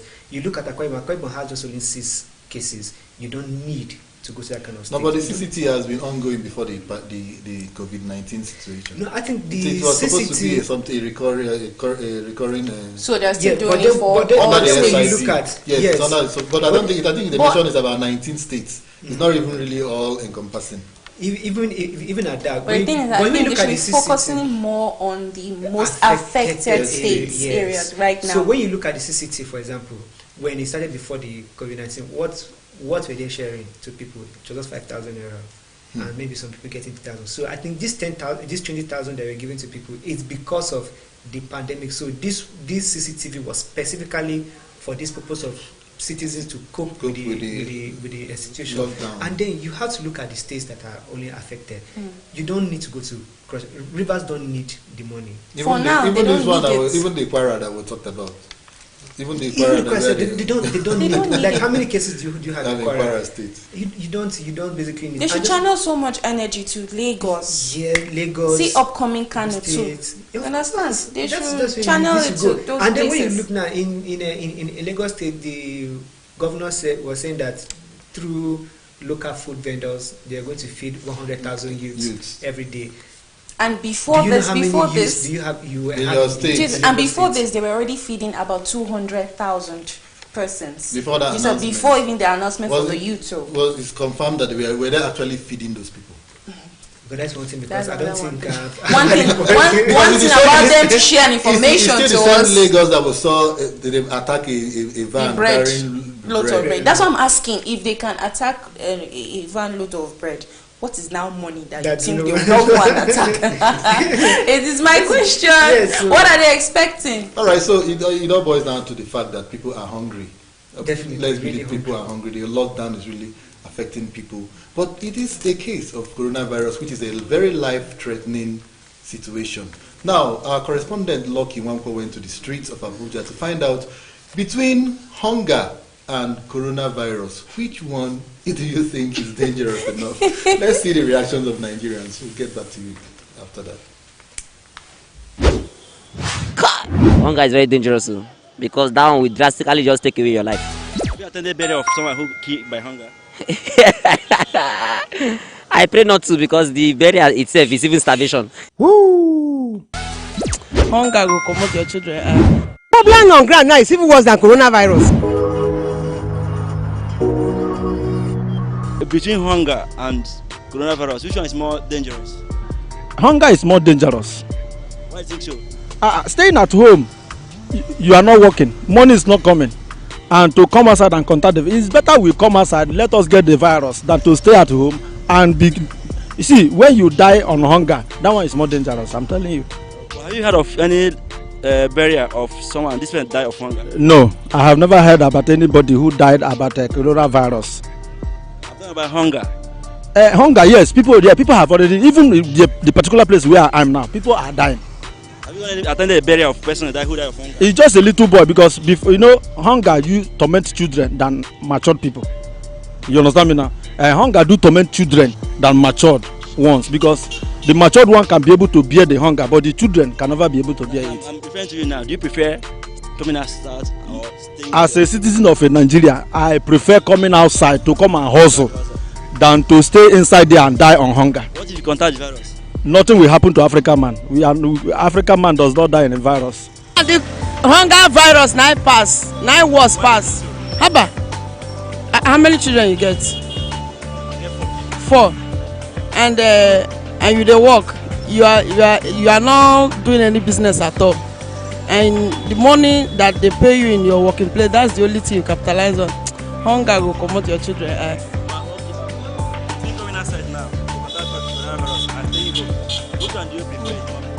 Contacting coronavirus. See, even if you are inside the house, you will still contact the coronavirus. If there is coronavirus at all, if you are inside the house, you contact it. If you come outside, you will still contact it if God wants you to contact. But for the children of God, nobody will as long as there is God, you will not contact coronavirus. Coronavirus and hunger. Coronavirus is more dangerous now because it kills. They say you should stay at home, but they don't even give us anything to eat, no money. Even the lights is not steady, water is not steady, and they say we should stay at home. We can't stay at home now. If you coming outside now, you contact the virus and to stay. I can't contact the virus. This is for me. I can't contact the virus because I believe I'm a poor man. I don't have money, and I only believe that it's only big men that contact that virus. Me, I can't contact the virus. It's for me. I can't contact the virus. I'm very sure. I have blood now. I can't contact. I'm just telling the truth. I can't contact. I prefer to come outside. I'm a hustler. I work here. I pay phone. I'm an engineer. I work for in Mango Tree here. So I prefer to come outside and hustle for my daily bread than to stay at home. Sit at home is not the best. It's to come outside though, because if we stay at home, we no food to eat at home. We need to come outside so we find what we eat. We find our daily bread. They take us to the hospital now. Will treat us. The government will treat us. Okay, now between coronavirus and hunger, which one is more dangerous? It's coronavirus. Because it's a deadly disease. Afternoon. Both. Coronavirus. Why did I come outside? I want to buy food for my children.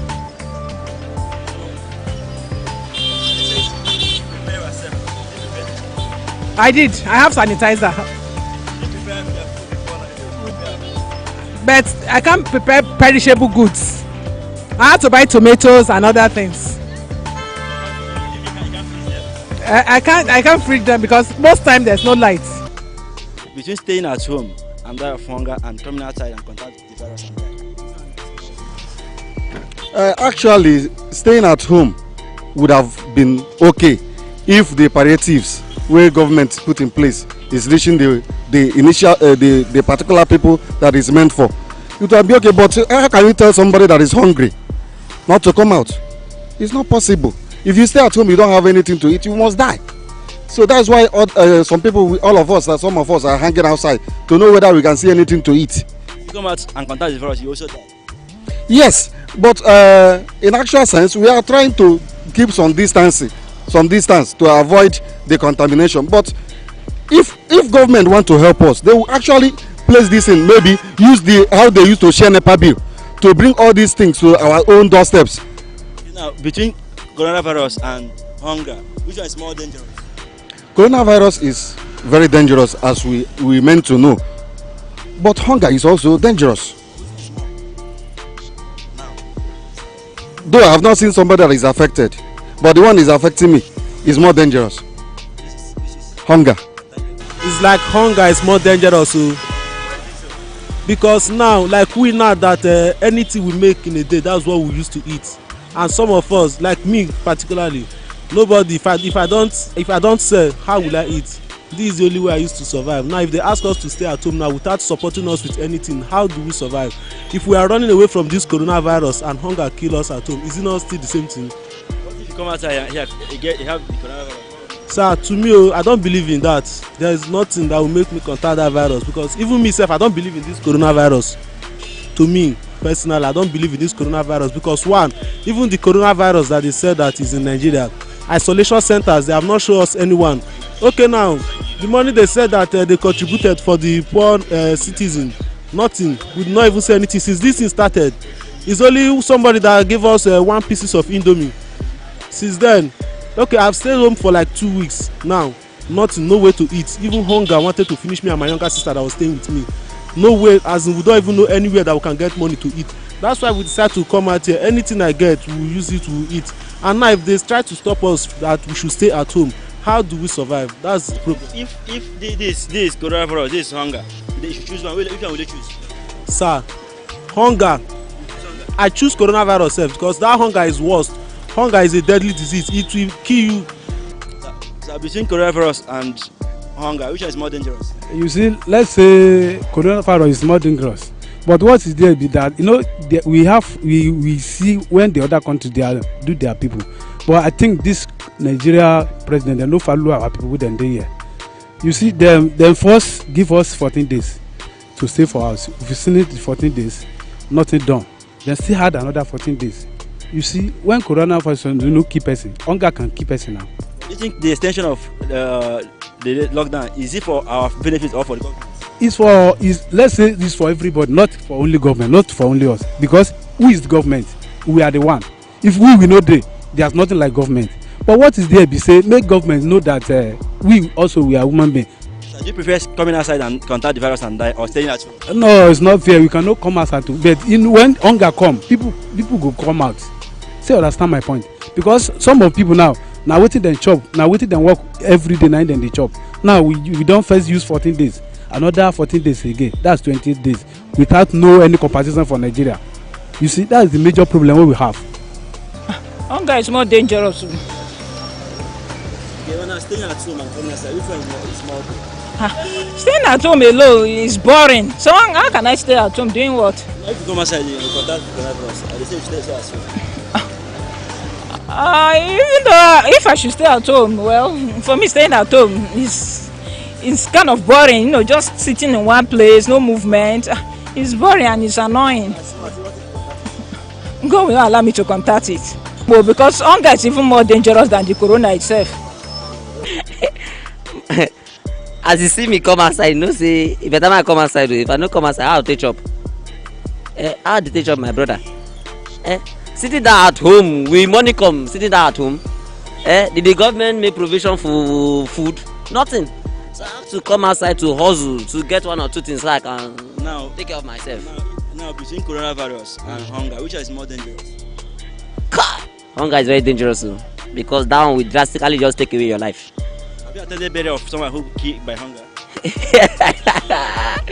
I pray not to, because the burial itself is even starvation. So why do you think hunger is more dangerous? Because it kills.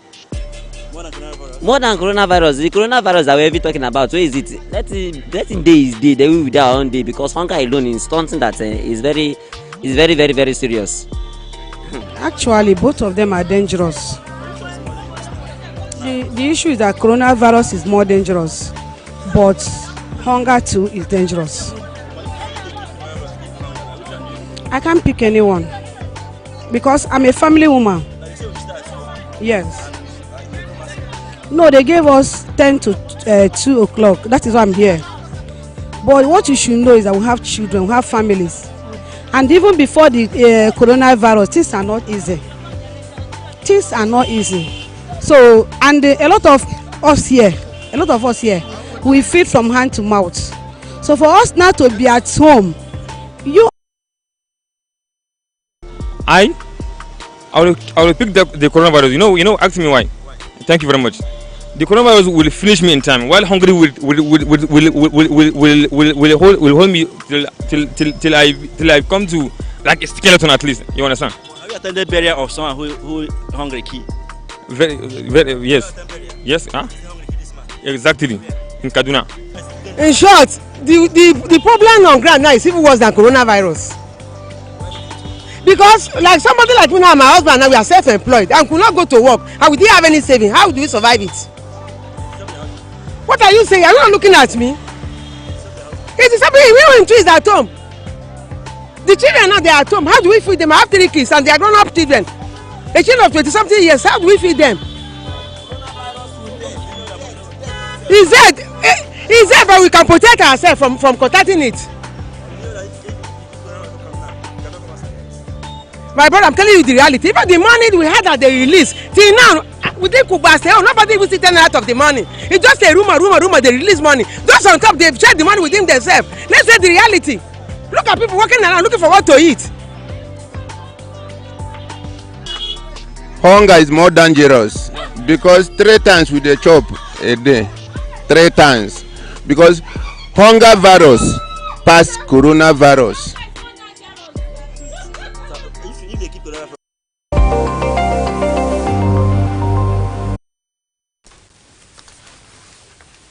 Thanks for staying tuned in still coronavirus situation room of Television Nigerian. Now, hilarious responses there from Nigerians trying to compare hunger and coronavirus. Well, this is just kind of a prelude to the next thing we have to discuss here. Now, despite the daily rise in the number of infected persons, currently put at 442 with 3 deaths recorded as of Thursday night in Nigeria, nearly 3 in every 10 Nigerians believe they have some form of immunity to the coronavirus. This is according to a latest survey report from NOI Polls Limited, that's a country-specific polling service, which shows that poor knowledge and perception of the virus is still common among Nigerians. Now, we saw some of the reactions from that video we just played, and about 6% of Nigerians in the survey consider the COVID-19 outbreak in the country to be fake.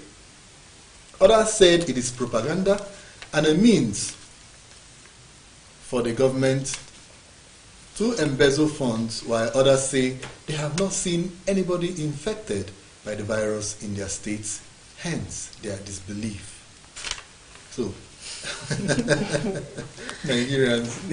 You never seem to amaze us. No, I think that's just one thing with Nigerians. You know, even when AIDS was just beginning to rear its head, there were also recent comments like this, like, you know, AIDS cannot kill a black man or stuff like that.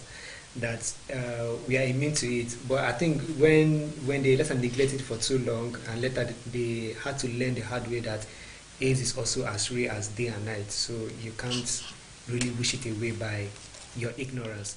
And then from the comments that we have there, yes, I think there's just a young man there that was saying he's immune to, yes, he basically said he's immune to that. He's sure, he's confident he has immunity for coronavirus, that he can never be, that he can never contact. He's so confident. He's so confident. And then a lot of Nigerians are quick to respond to Holy Ghost fire. No, God will not allow me to get coronavirus.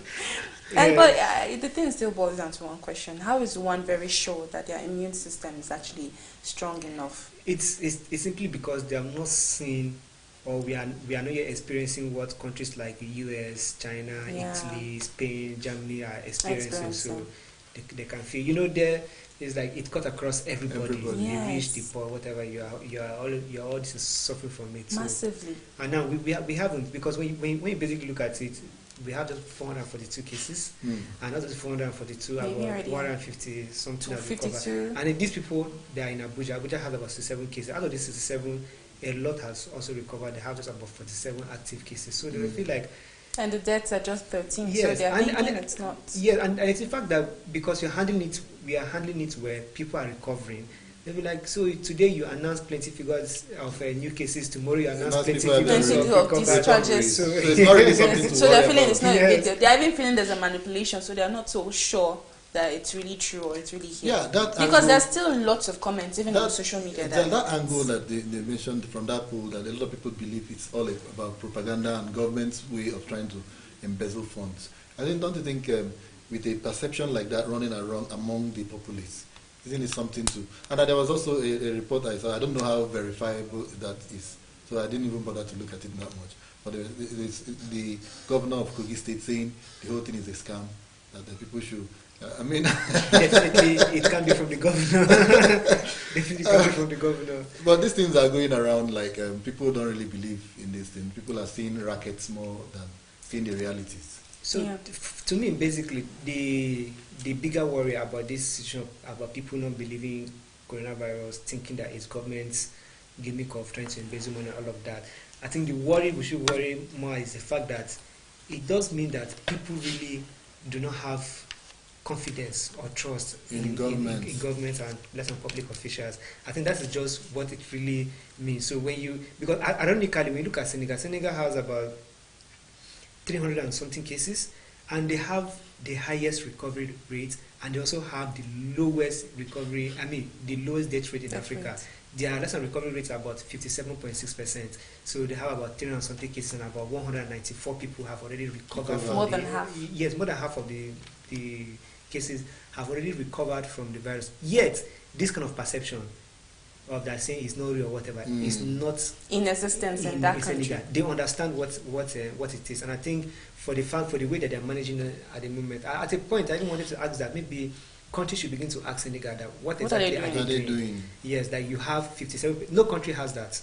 But don't you think it's also a problem of ignorance and lack of awareness to the public? Yes, because I'm asking how many more awareness is needed again. Because I think the corona and COVID-19 awareness is almost anywhere and everywhere. I think this is one of the biggest sensitization that any government in Nigeria has ever had to do, and they have done it well. But I'm saying that I'm not saying it's not a problem.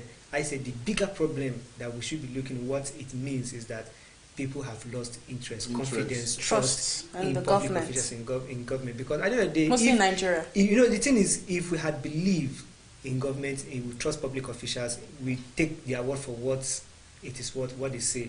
I think when they come out to say we have this, and they act their words, we all take it very serious and say yes. For them, it means it's serious. Yeah. So part of that blame is the fact that there's a school of thought that said the lockdown was kind of abrupt. There was no prior. The sensitization was not enough before carrying out the lockdown, because it was just like in a weekend, the president just came up and announced.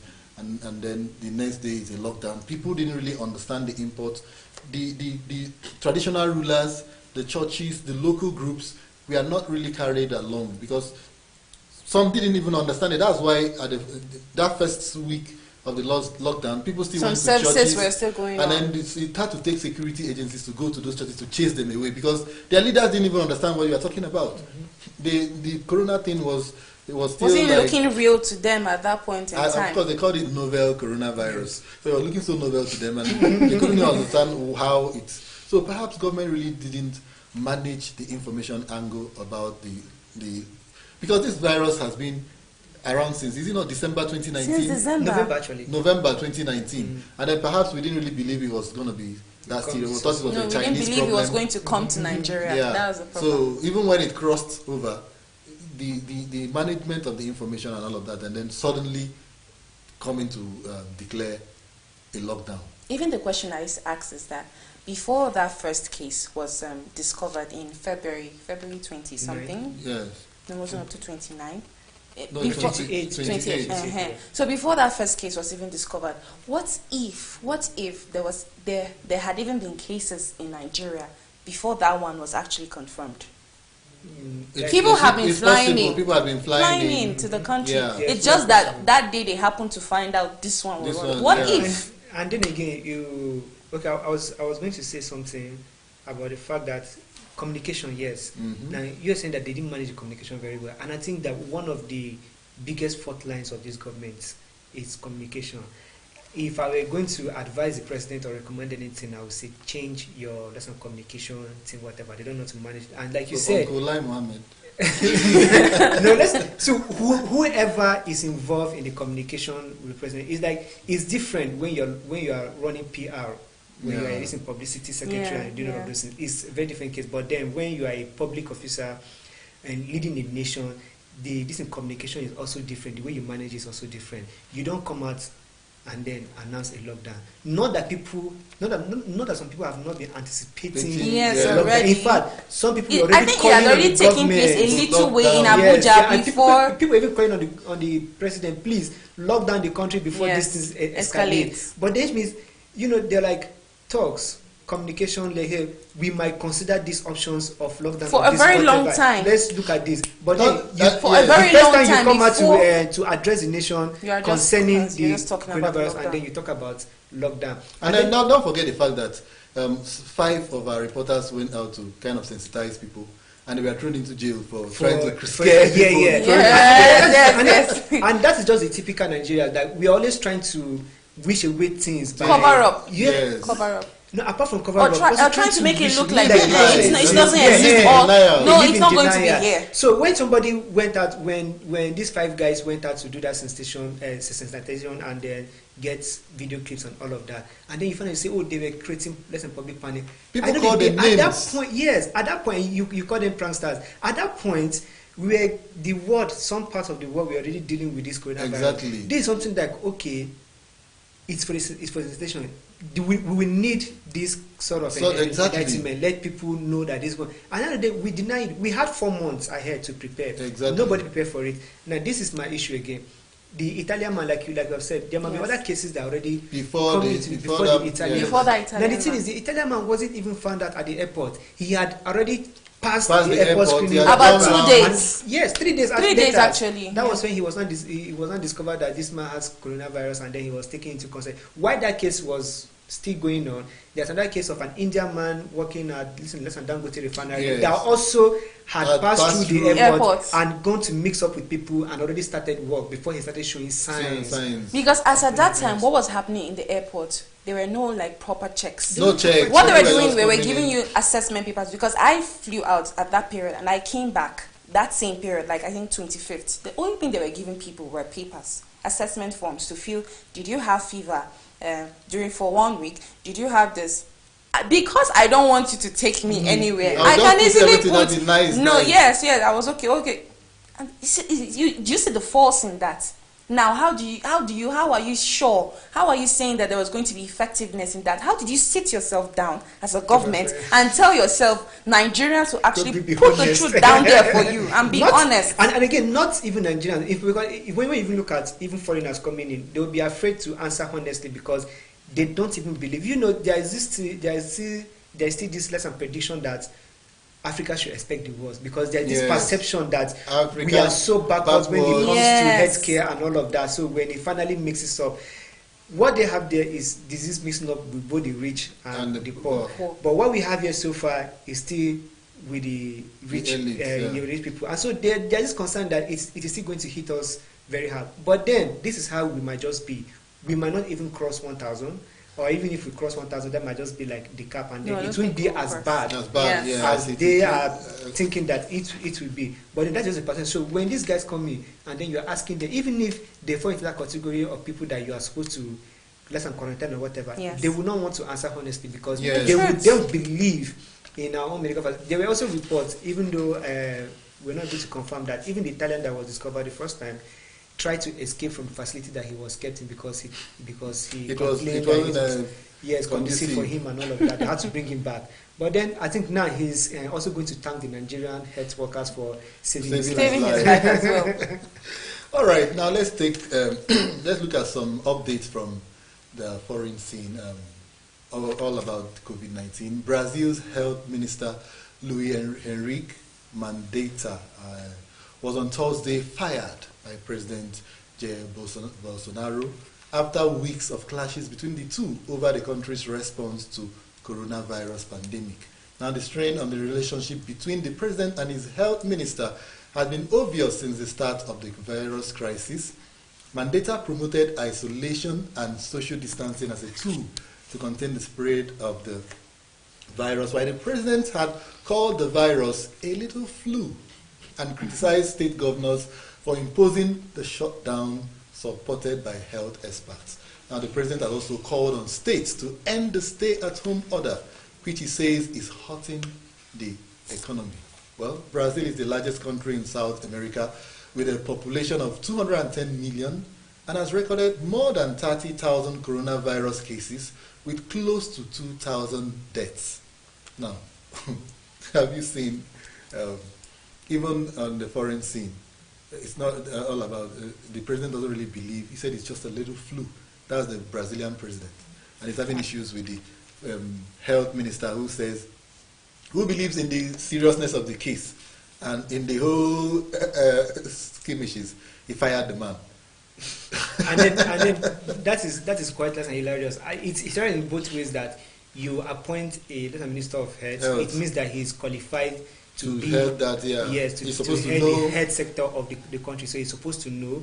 And then these were also measures that were recommended by experts in the field. You as a president, I don't know if he has a medical degree or whatever, but then I think the reason why you have these people is because they advise you, they listen to you, they manage situations on your behalf, and then you get to the going into disagreement with your head minister and then you fire the head minister. But I think that at the same time, when you get into trouble with your boss, then you should expect to be also fired. I just believe that it's a situation of trust issue. Yes, but then again, when you look, they have over less than 30,000 cases and about 2,000 deaths that you have mentioned. So their death rate also, when you look at it, it should be ranging between that 9% or thereabout.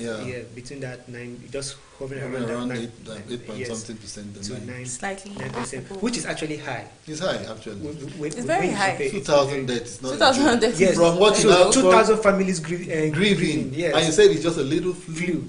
And then he should also be aware that you can't they don't treat coronavirus. You only manage it because there's no vaccine or no whatever for it. Yes. So right now the only thing is just manage it. So if your immune system is strong enough, then it can help you recover. But if it doesn't, you die. Yeah. Please, this you. Who's the you? No, you die.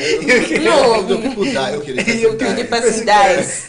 So it's more aware that when you have the interest of your citizens at heart, you take every measure possible to protect their lives and properties. So 2,000 families in the entire Brazil grieving, it's a lot.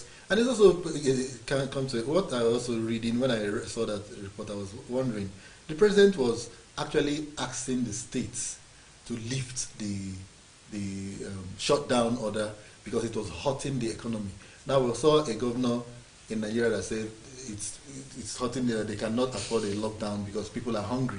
And now you have a country where it is the president that enforces lockdown.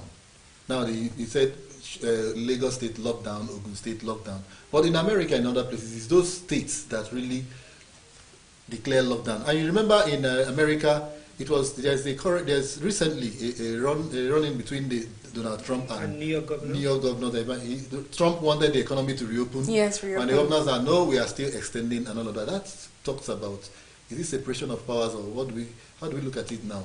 How much power does the president have when it comes to lockdown? I think it's something about legal issues that perhaps we might need somebody who has a legal background.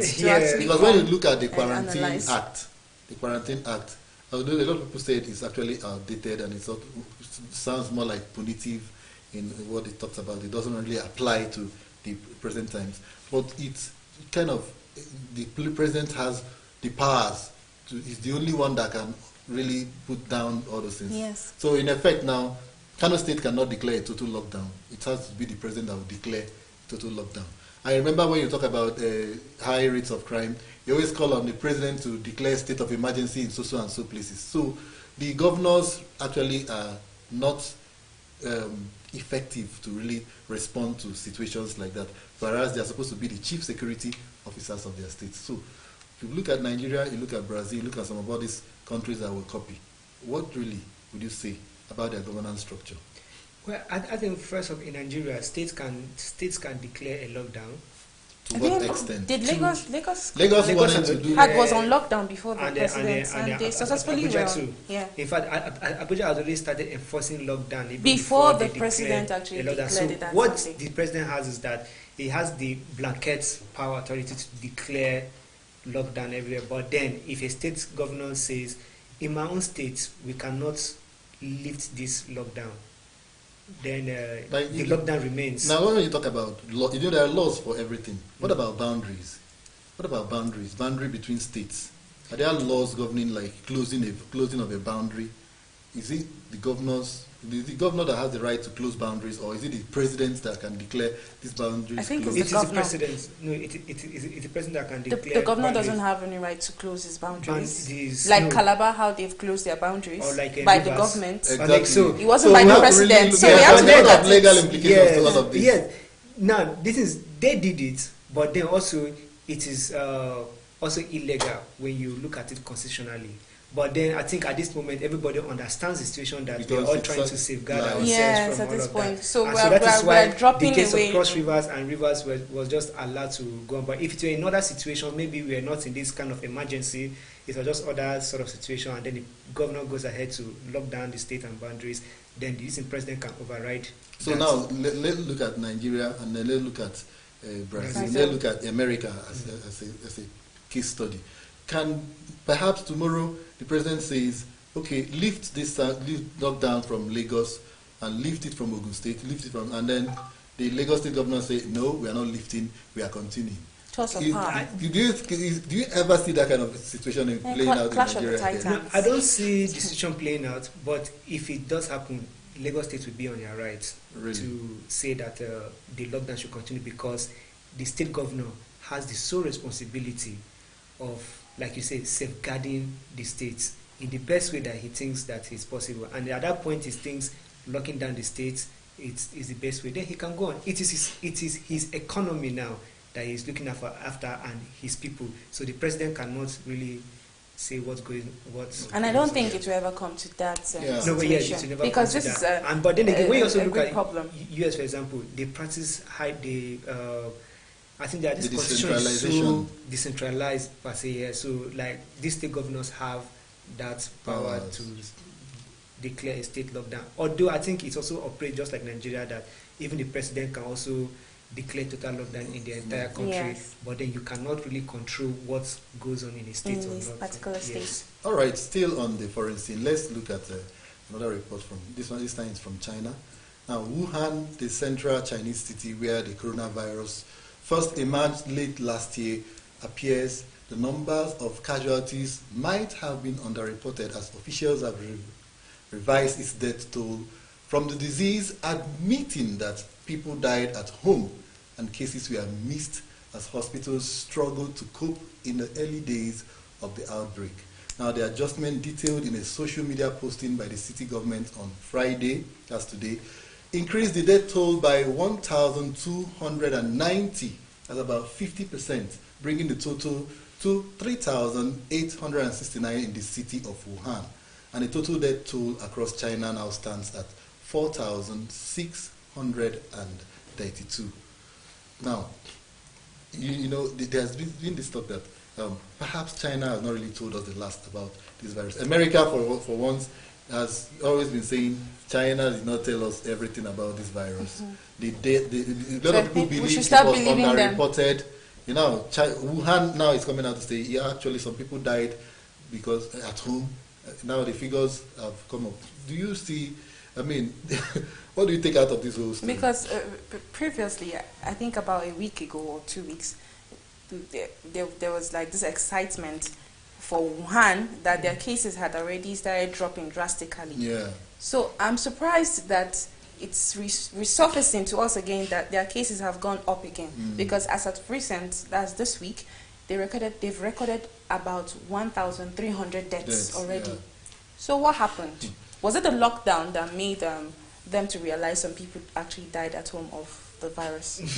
Yes, of course. That is also. Is that what's going to happen in Nigeria too? No, because he did mention that it's possible that before that Italian, perhaps some people have already come into the country, and they may have died, and yes, they didn't even know what caused the death, or it was coronavirus. Okay, I just had this cough, or my chest or lung stuff, and then they don't just go. Someone was asking me a question. He said his friend's wife just mysteriously died.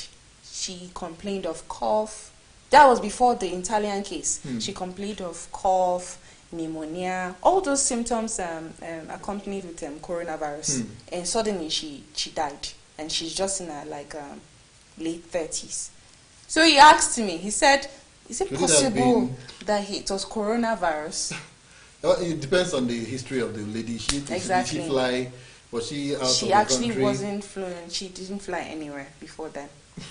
So there's there are lots of things. Yes, in that kind of case, it's very difficult to conclude that that's the truth. Coronavirus, because we know of one other popular guy that also had health challenges with symptoms that were sort of similar to coronavirus, and he thought he had coronavirus, but then he didn't have any travel history of that nature. He hasn't come in contact with anybody, and then later he was really disturbing NCDC to come and check him out, but then when later tests were done, however, it wasn't coronavirus, it was something else entirely. So that could also be like the case. And then when you look at China, even when they were not reporting new cases, they still had tens of thousands of active cases. So new deaths could also be recorded from those active cases that were still around. And then for the fact that they later discovered that some people might have died at home. I think maybe these are people that later came to report that, we had these people at home and then they died, and then we are suspecting that it might be coronavirus and all of those. And I also have a question. In line with NCDC, do you think they're actually doing enough in actually their respondents to people calling in to say, okay, please come and check me, I think I'm having the symptoms? Because are people actually calling in? People are actually calling.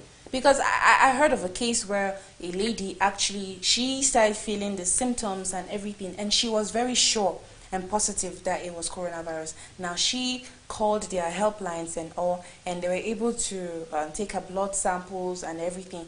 But I think I haven't gotten a recent information, but this thing was done since last month. But still, as at around last week, she hadn't gotten her test results back.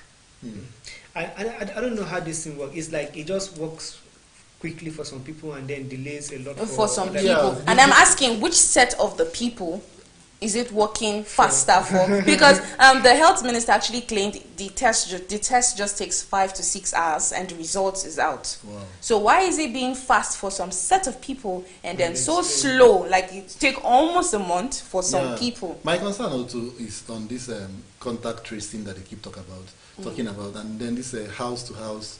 They think they started it in Lagos. They said even here in Abuja, they said they started in some satellite communities. Oh, okay. Good luck.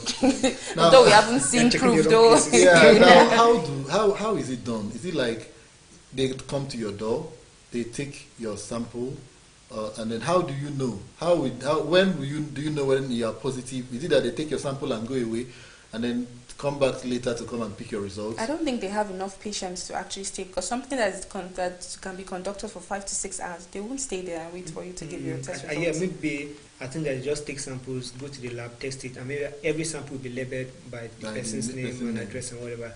Or at the same time, maybe it's just using that device that they use to check temperature. Okay, is it about temperature now? Can you really be? Because you really need to test. So that temperature is not enough. It's not enough. No, but I think that if that gives like a positive response, that you have high fever or your high temperature, then you might be a suspected case where they might require to now take your samples to really confirm. Okay, so if your temperature is okay, it's okay. They might just overlook you and then go to the next person. But what if the person's temperature is actually okay, but the person is still positive? And I've heard about cases that are asymptomatic. So how do you really determine asymptomatic patients? And because those people are even more dangerous than the ones that have shown, because at that state, they can still infect somebody. You see, that's why it's just best they just test the persons. But then we don't have the capacity. And then you say 1,500 capacity. As at before, but now it's now increased to 3,000. A day? A day now. It's not. It has And been, they are saying as they at have on tested Tuesday, only 9,000 persons. Yes. In Abuja That means it's or actually generally. Generally, from the NCDC, it's Very, kind of very slow. low. Very slow.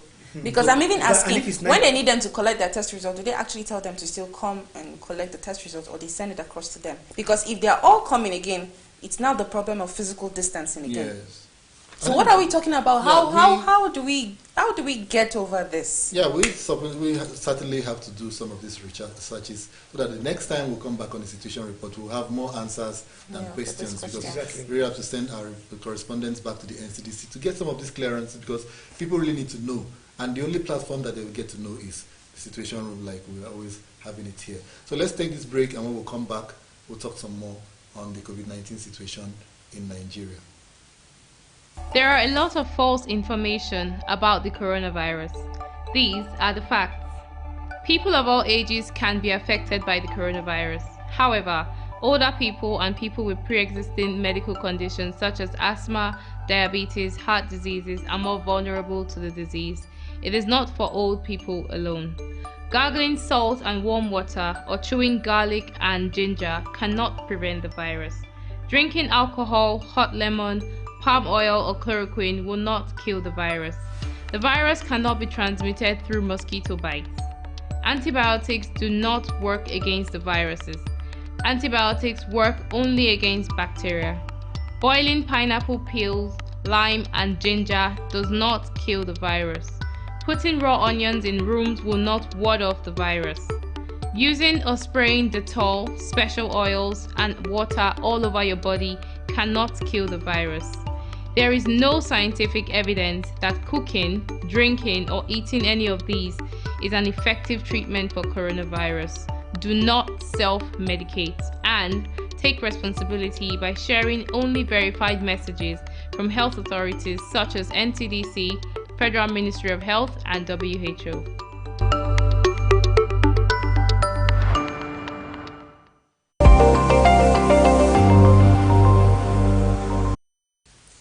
Thanks for joining us again on the coronavirus situation room, Television Nigeria. Now, we have to be rounding up right now, so we will be taking suggestions. Now, this is day 4 of the season 2, let's call it, of the season 2 of coronavirus lockdown. Now, taking everything into consideration, what government has done so far, how the people have responded so far, what should the government be thinking right now, especially going by the responses of people? Everybody, it appears the lockdown is actually coming. This is just the first week. I mean, by the second week, perhaps people might start busting forth or busting loose. We've recorded a lot of crime. I think earlier in the day, or was it yesterday, in the Lube area? Yes. Yeah, there was some also cases there. Cases of cars are closed down. People are getting tired of staying around. Some people are going out just for going out sake. People are breaking bounds because they are feeling choked in that containment. So what should government be thinking right now, going by these reactions?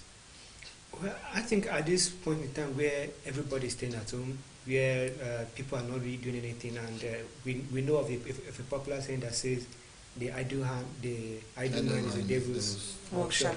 So at this point, I think now it's very possible that we should have enough security personnel around that are just enough to protect lives and properties. So I think that there could be lots of strategic places that security personnel. So taking for example now things that happen in Lube, you could have security agency station around Lube that can quickly respond to this kind of emergencies that they had. Mostly those satellite places where all these things are always prone to happen. Yeah, and the thing is, we don't lack this personnel to do that, because when you see the president moving out, going out anywhere, we see a before lot. He even lets you see them at almost every junction or every roundabout, and then all the way to get to the airport. So it means if you have enough people to protect one person, then we have enough to protect the entire. So I think this is time to beef up security if they don't want a total breakdown of law and order. Now, if you're just on the security issue, yesterday we talked on this platform about a report from the NHRC, that's the Human Rights Commission,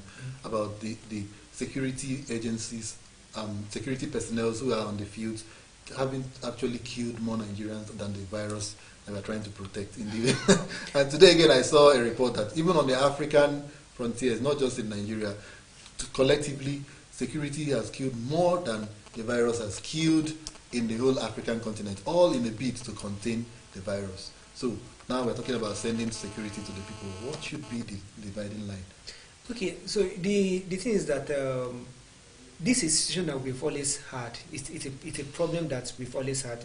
Yes. Even when we don't have any serious situations going on. Of course, for alarm. We know that it's a prominent problem that has been happening in society. This is lack of orientation and as a matter of being less than power drunk. So some people feel wearing a uniform and carrying gun gives them power and authority over other people.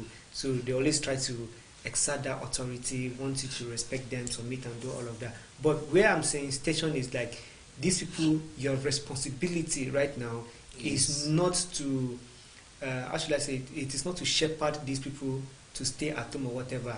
Yours is, even, I think their own brief should even be that even when you see people moving about, you can only advise, but not force them to go back. I think their primary purpose is to respond to any emergency. So I think there could be a division among those who are actually trying to enforce people to stay at home and those who are stationed to respond to. Now, in the midst of this, is it possible, just maybe, I don't know, a crazy thought, that we don't have armed personnel in all these checks? Because some people like civil defense, I mean, the name sounds like they are more civil oriented than the police force or the army. You don't see them with guns, but their uniform is enough to strike responsibility in people. So shouldn't we do away with more of armed personnel manning places so that we can curtail this kind of deaths? Because I mean, it's kind of worrisome that even the virus is not killing us more than the personnel are killing us, because we want to make sure people stay. People don't die, and then you are killing them again because you want to protect their lives. So, isn't it possible that a way of something like the civil defense, perhaps Peace Corps, I don't know, is there still a Peace Corps? Or some of all this kind of unarmed, coming out to be the ones responsible for all of this? Or we Nigerians misuse that opportunity, overpower them, and just troop out into the street? Exactly where I was about to jump into. The thing is that they can actually come in place, the civil defense and those other lighter bodies and security bodies. But the thing is that we have so many of our Nigerians as crazy fellows. I'm sorry to put it in that quote, as crazy fellows. They tend to want to oppose. Imagine a situation where maybe a security officer that is actually higher than the civil defense person trying to use his or her own power to bypass that. I'm moving. Yeah. Do you see those kind of situations? That's why we need like the higher security personnel to actually still be in place. But the thing is that there should be enough awareness to the security personnel that we are not dealing with the people directly. We are dealing with a pandemic. And these people are not the ones to be killed. The virus is the one we should be looking for the solution for. I was reading something this morning. I think Falana has come out to question security personnel, why they are actually, like, he did a calculation that about 21 persons so far during this pandemic period have been killed by security personnel. And it's asking, why? Yeah, the question is why? How? At what stage? I remember the period of the time that a man came to the market somewhere in Abuja to buy some things for his pregnant wife, and he was beaten up to death. Is it anger from the security personnel? Is there something that is going wrong? Do we need to sit them down to talk to them? Reorientate them. Let's talk. Is there something? Their corps or their forces or whatever, their general, they should be looking into all of this. And then also another situation is perhaps somewhere along the line, it's the fact that maybe these security agencies are actually incensing this. Because I watched in a sister station this morning when they were doing a situation report, I think along the airport road, and then the reporter was, because he was showing it live, he said, okay, look at right behind me now, you can see this is a van belonging to the army or thereabout. It's moving right against the traffic, You understand? He's moving right against traffic. There's another security agency. He's moving right against the traffic. And then you have most of the cars, most of the vehicles that convey people to are actually driven by either police officers who are off duty, and then they overload the cars. And once they come, they just bring out their ID cards. And comrado, they will allow them to pass. And then a civilian will get angry and start, why are you people doing this? Before you know it, in that altercation, man down. But this very much happens. And then you're talking about reauthenticating the police officers. I think once they pass the police college, once they pass out from the police college, it is late to do whatever, because I think whatever they get to do now, whatever, are things that they learned from the police college. But don't they have periodic training? They go on periodic courses for once in a while. So I heard. It is not. You see, it's at the police college where they have that mentality that they are not responsible to the citizens. Rather, the ordinary citizens are responsible to them. I think it's at that point that they have that is, because by the time you compare the police here and then we compare police in maybe the UK or US, for example, and how they will come and talk to you respectfully and call you ma or sir, and then here no police officer wants to call you sir or ma, like, who are you? Bloody civilian. We don't really have that much these days. Yeah. So you're outrightly saying that there's this misorientation right from their colleges, from their training colleges, right from the police college, and then we also look at the situation of officers conveying people against the law. You understand? And I think it's also the fact that police officers or security officers can get away with almost everything. We've seen security officers lots of cover up, keep people and whatever, and then they still move on. There was this last 2 years of somebody in Lagos, Colade Johnson, at the cement area of Ikeja. Yes, and then the officer that was responsible for the discharge that killed him, and that the police said he has been arrested, whatever. Recently, just last week, came out to celebrate his 50th birthday, and he did it in style. So now, it means that you can do things and get away with it. Just get away with it, and that's why it happens. But then this is more rampant in places like Abuja. You can really hardly find security officers engaging in that sort of transport activities in other states. I think I've seen it a few times in Lagos, but it's not as common as you find it in Abuja. So it's just that people are not being held responsible for their actions. There are no consequences for action. But I think that when there are true, sincere efforts to punish people for this kind of actions that the security officers get to carry out once in a while, people will learn. Because the question you keep asking yourself is, extrajudicial killings happen by police officers.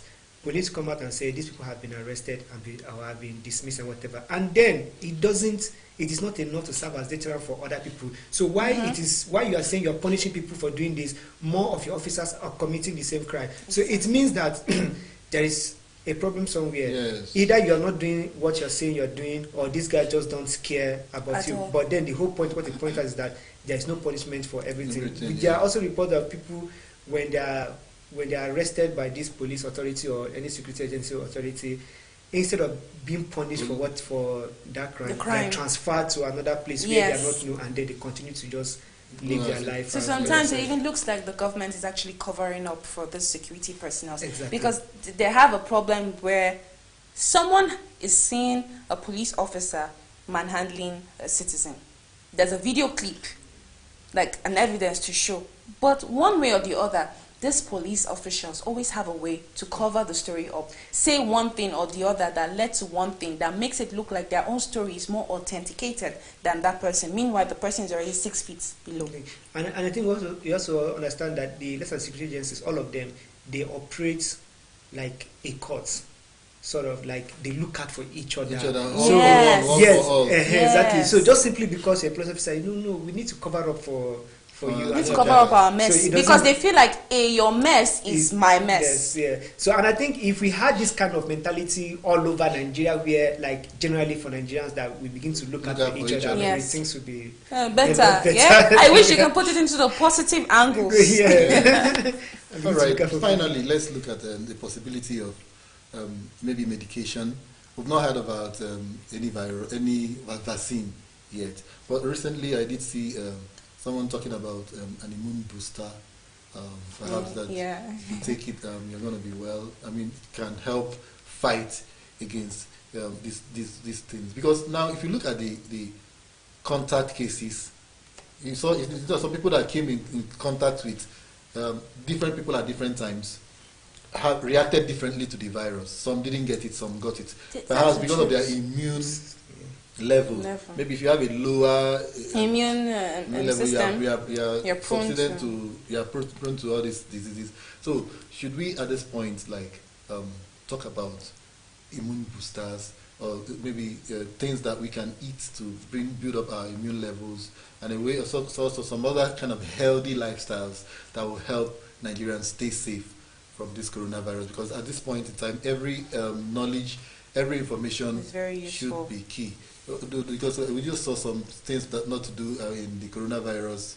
The back of boiling the back of pineapple with water will don't not drop onions. drop onions. Yeah, and some people will tell you that actually some herbs, when you take them, boost your immune. It's not as if they are fighting the coronavirus, but they boost your immune to resist these things when it comes to.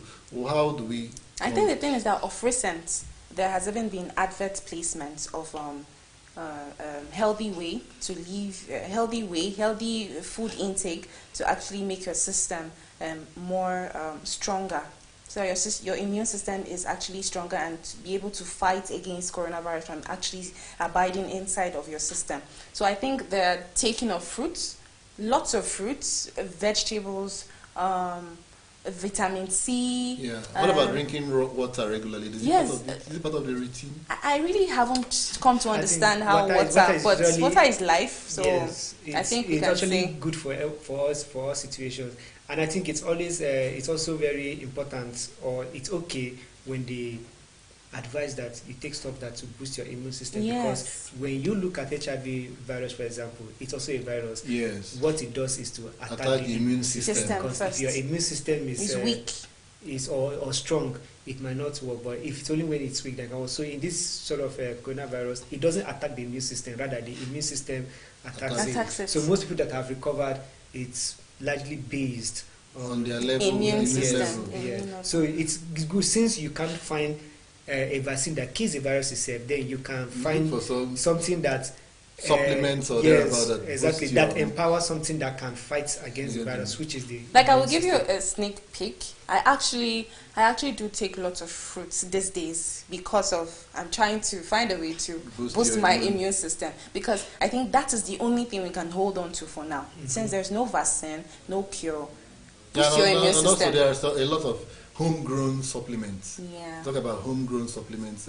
What do they call it? Is it Trado? Yeah, Trado Medical. I don't know. I've forgotten the term they use for all those people. Trado medicine. Yes, Trado medicine. Yeah, I think they've actually been doing a lot of great jobs.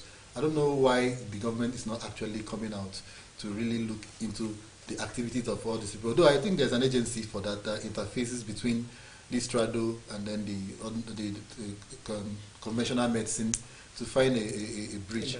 But these people are really doing good, and the beauty of it is that most of these things are homegrown.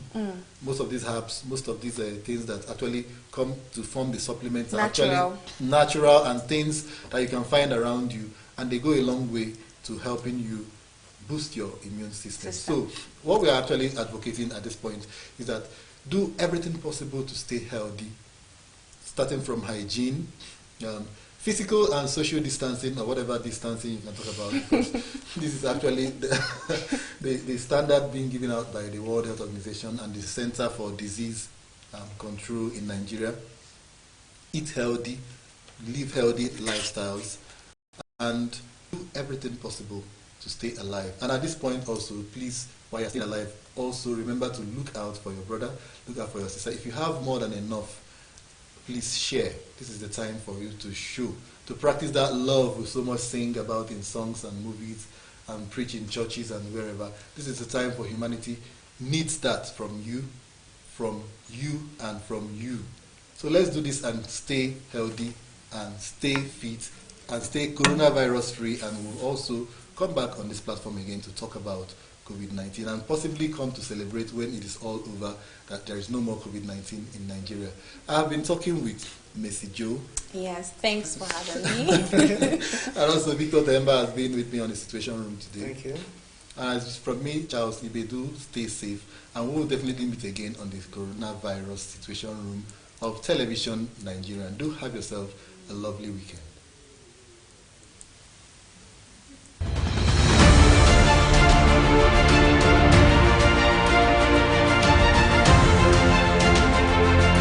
Herbal medicine, also known as a tradomedicine, is the study of botany and the use of medicinal plants.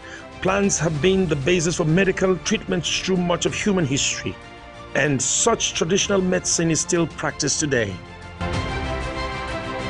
A Soma Herbal Institute was established by Solomon Balo Sabina to research into various herbs for the improvement of human health. The Herbal Institute came into full operation on the 20th of March 2000.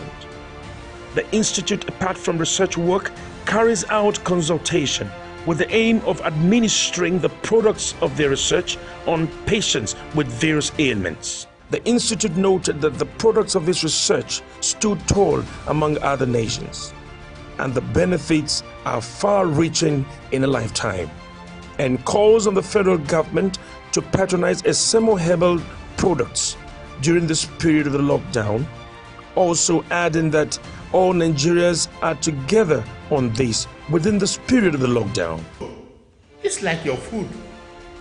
Despite the fact that it's not only one herb, we combine other herbs. Okay, it's 20 ml. We don't even allow you to take a spoon. The herbal product is there. It's there. You see? See, what we've been discussing is majorly from this herb. Majorly from this herb. And for some of you to show us that it is not that we are hiding anything, as they usually say herbalists do. The name of this herb is Andrographis paniculata. Google and you find what it does in the body. The Bible tells us that all things work together for good. I will one other way say thank God for COVID-19, because any little headache, Nigerians are gone abroad for treatment. Now they'll be forced to look inward. The answer is here. Please believe in Nigeria. But Soma Herbal Products becomes the answer to COVID-19 pandemic. We only hope that the opportunity has once again presented itself. Rather than fold up and lock up yourself in fear, the solution is not far from you. A Soma Herbal Product is the answer to COVID-19 pandemic.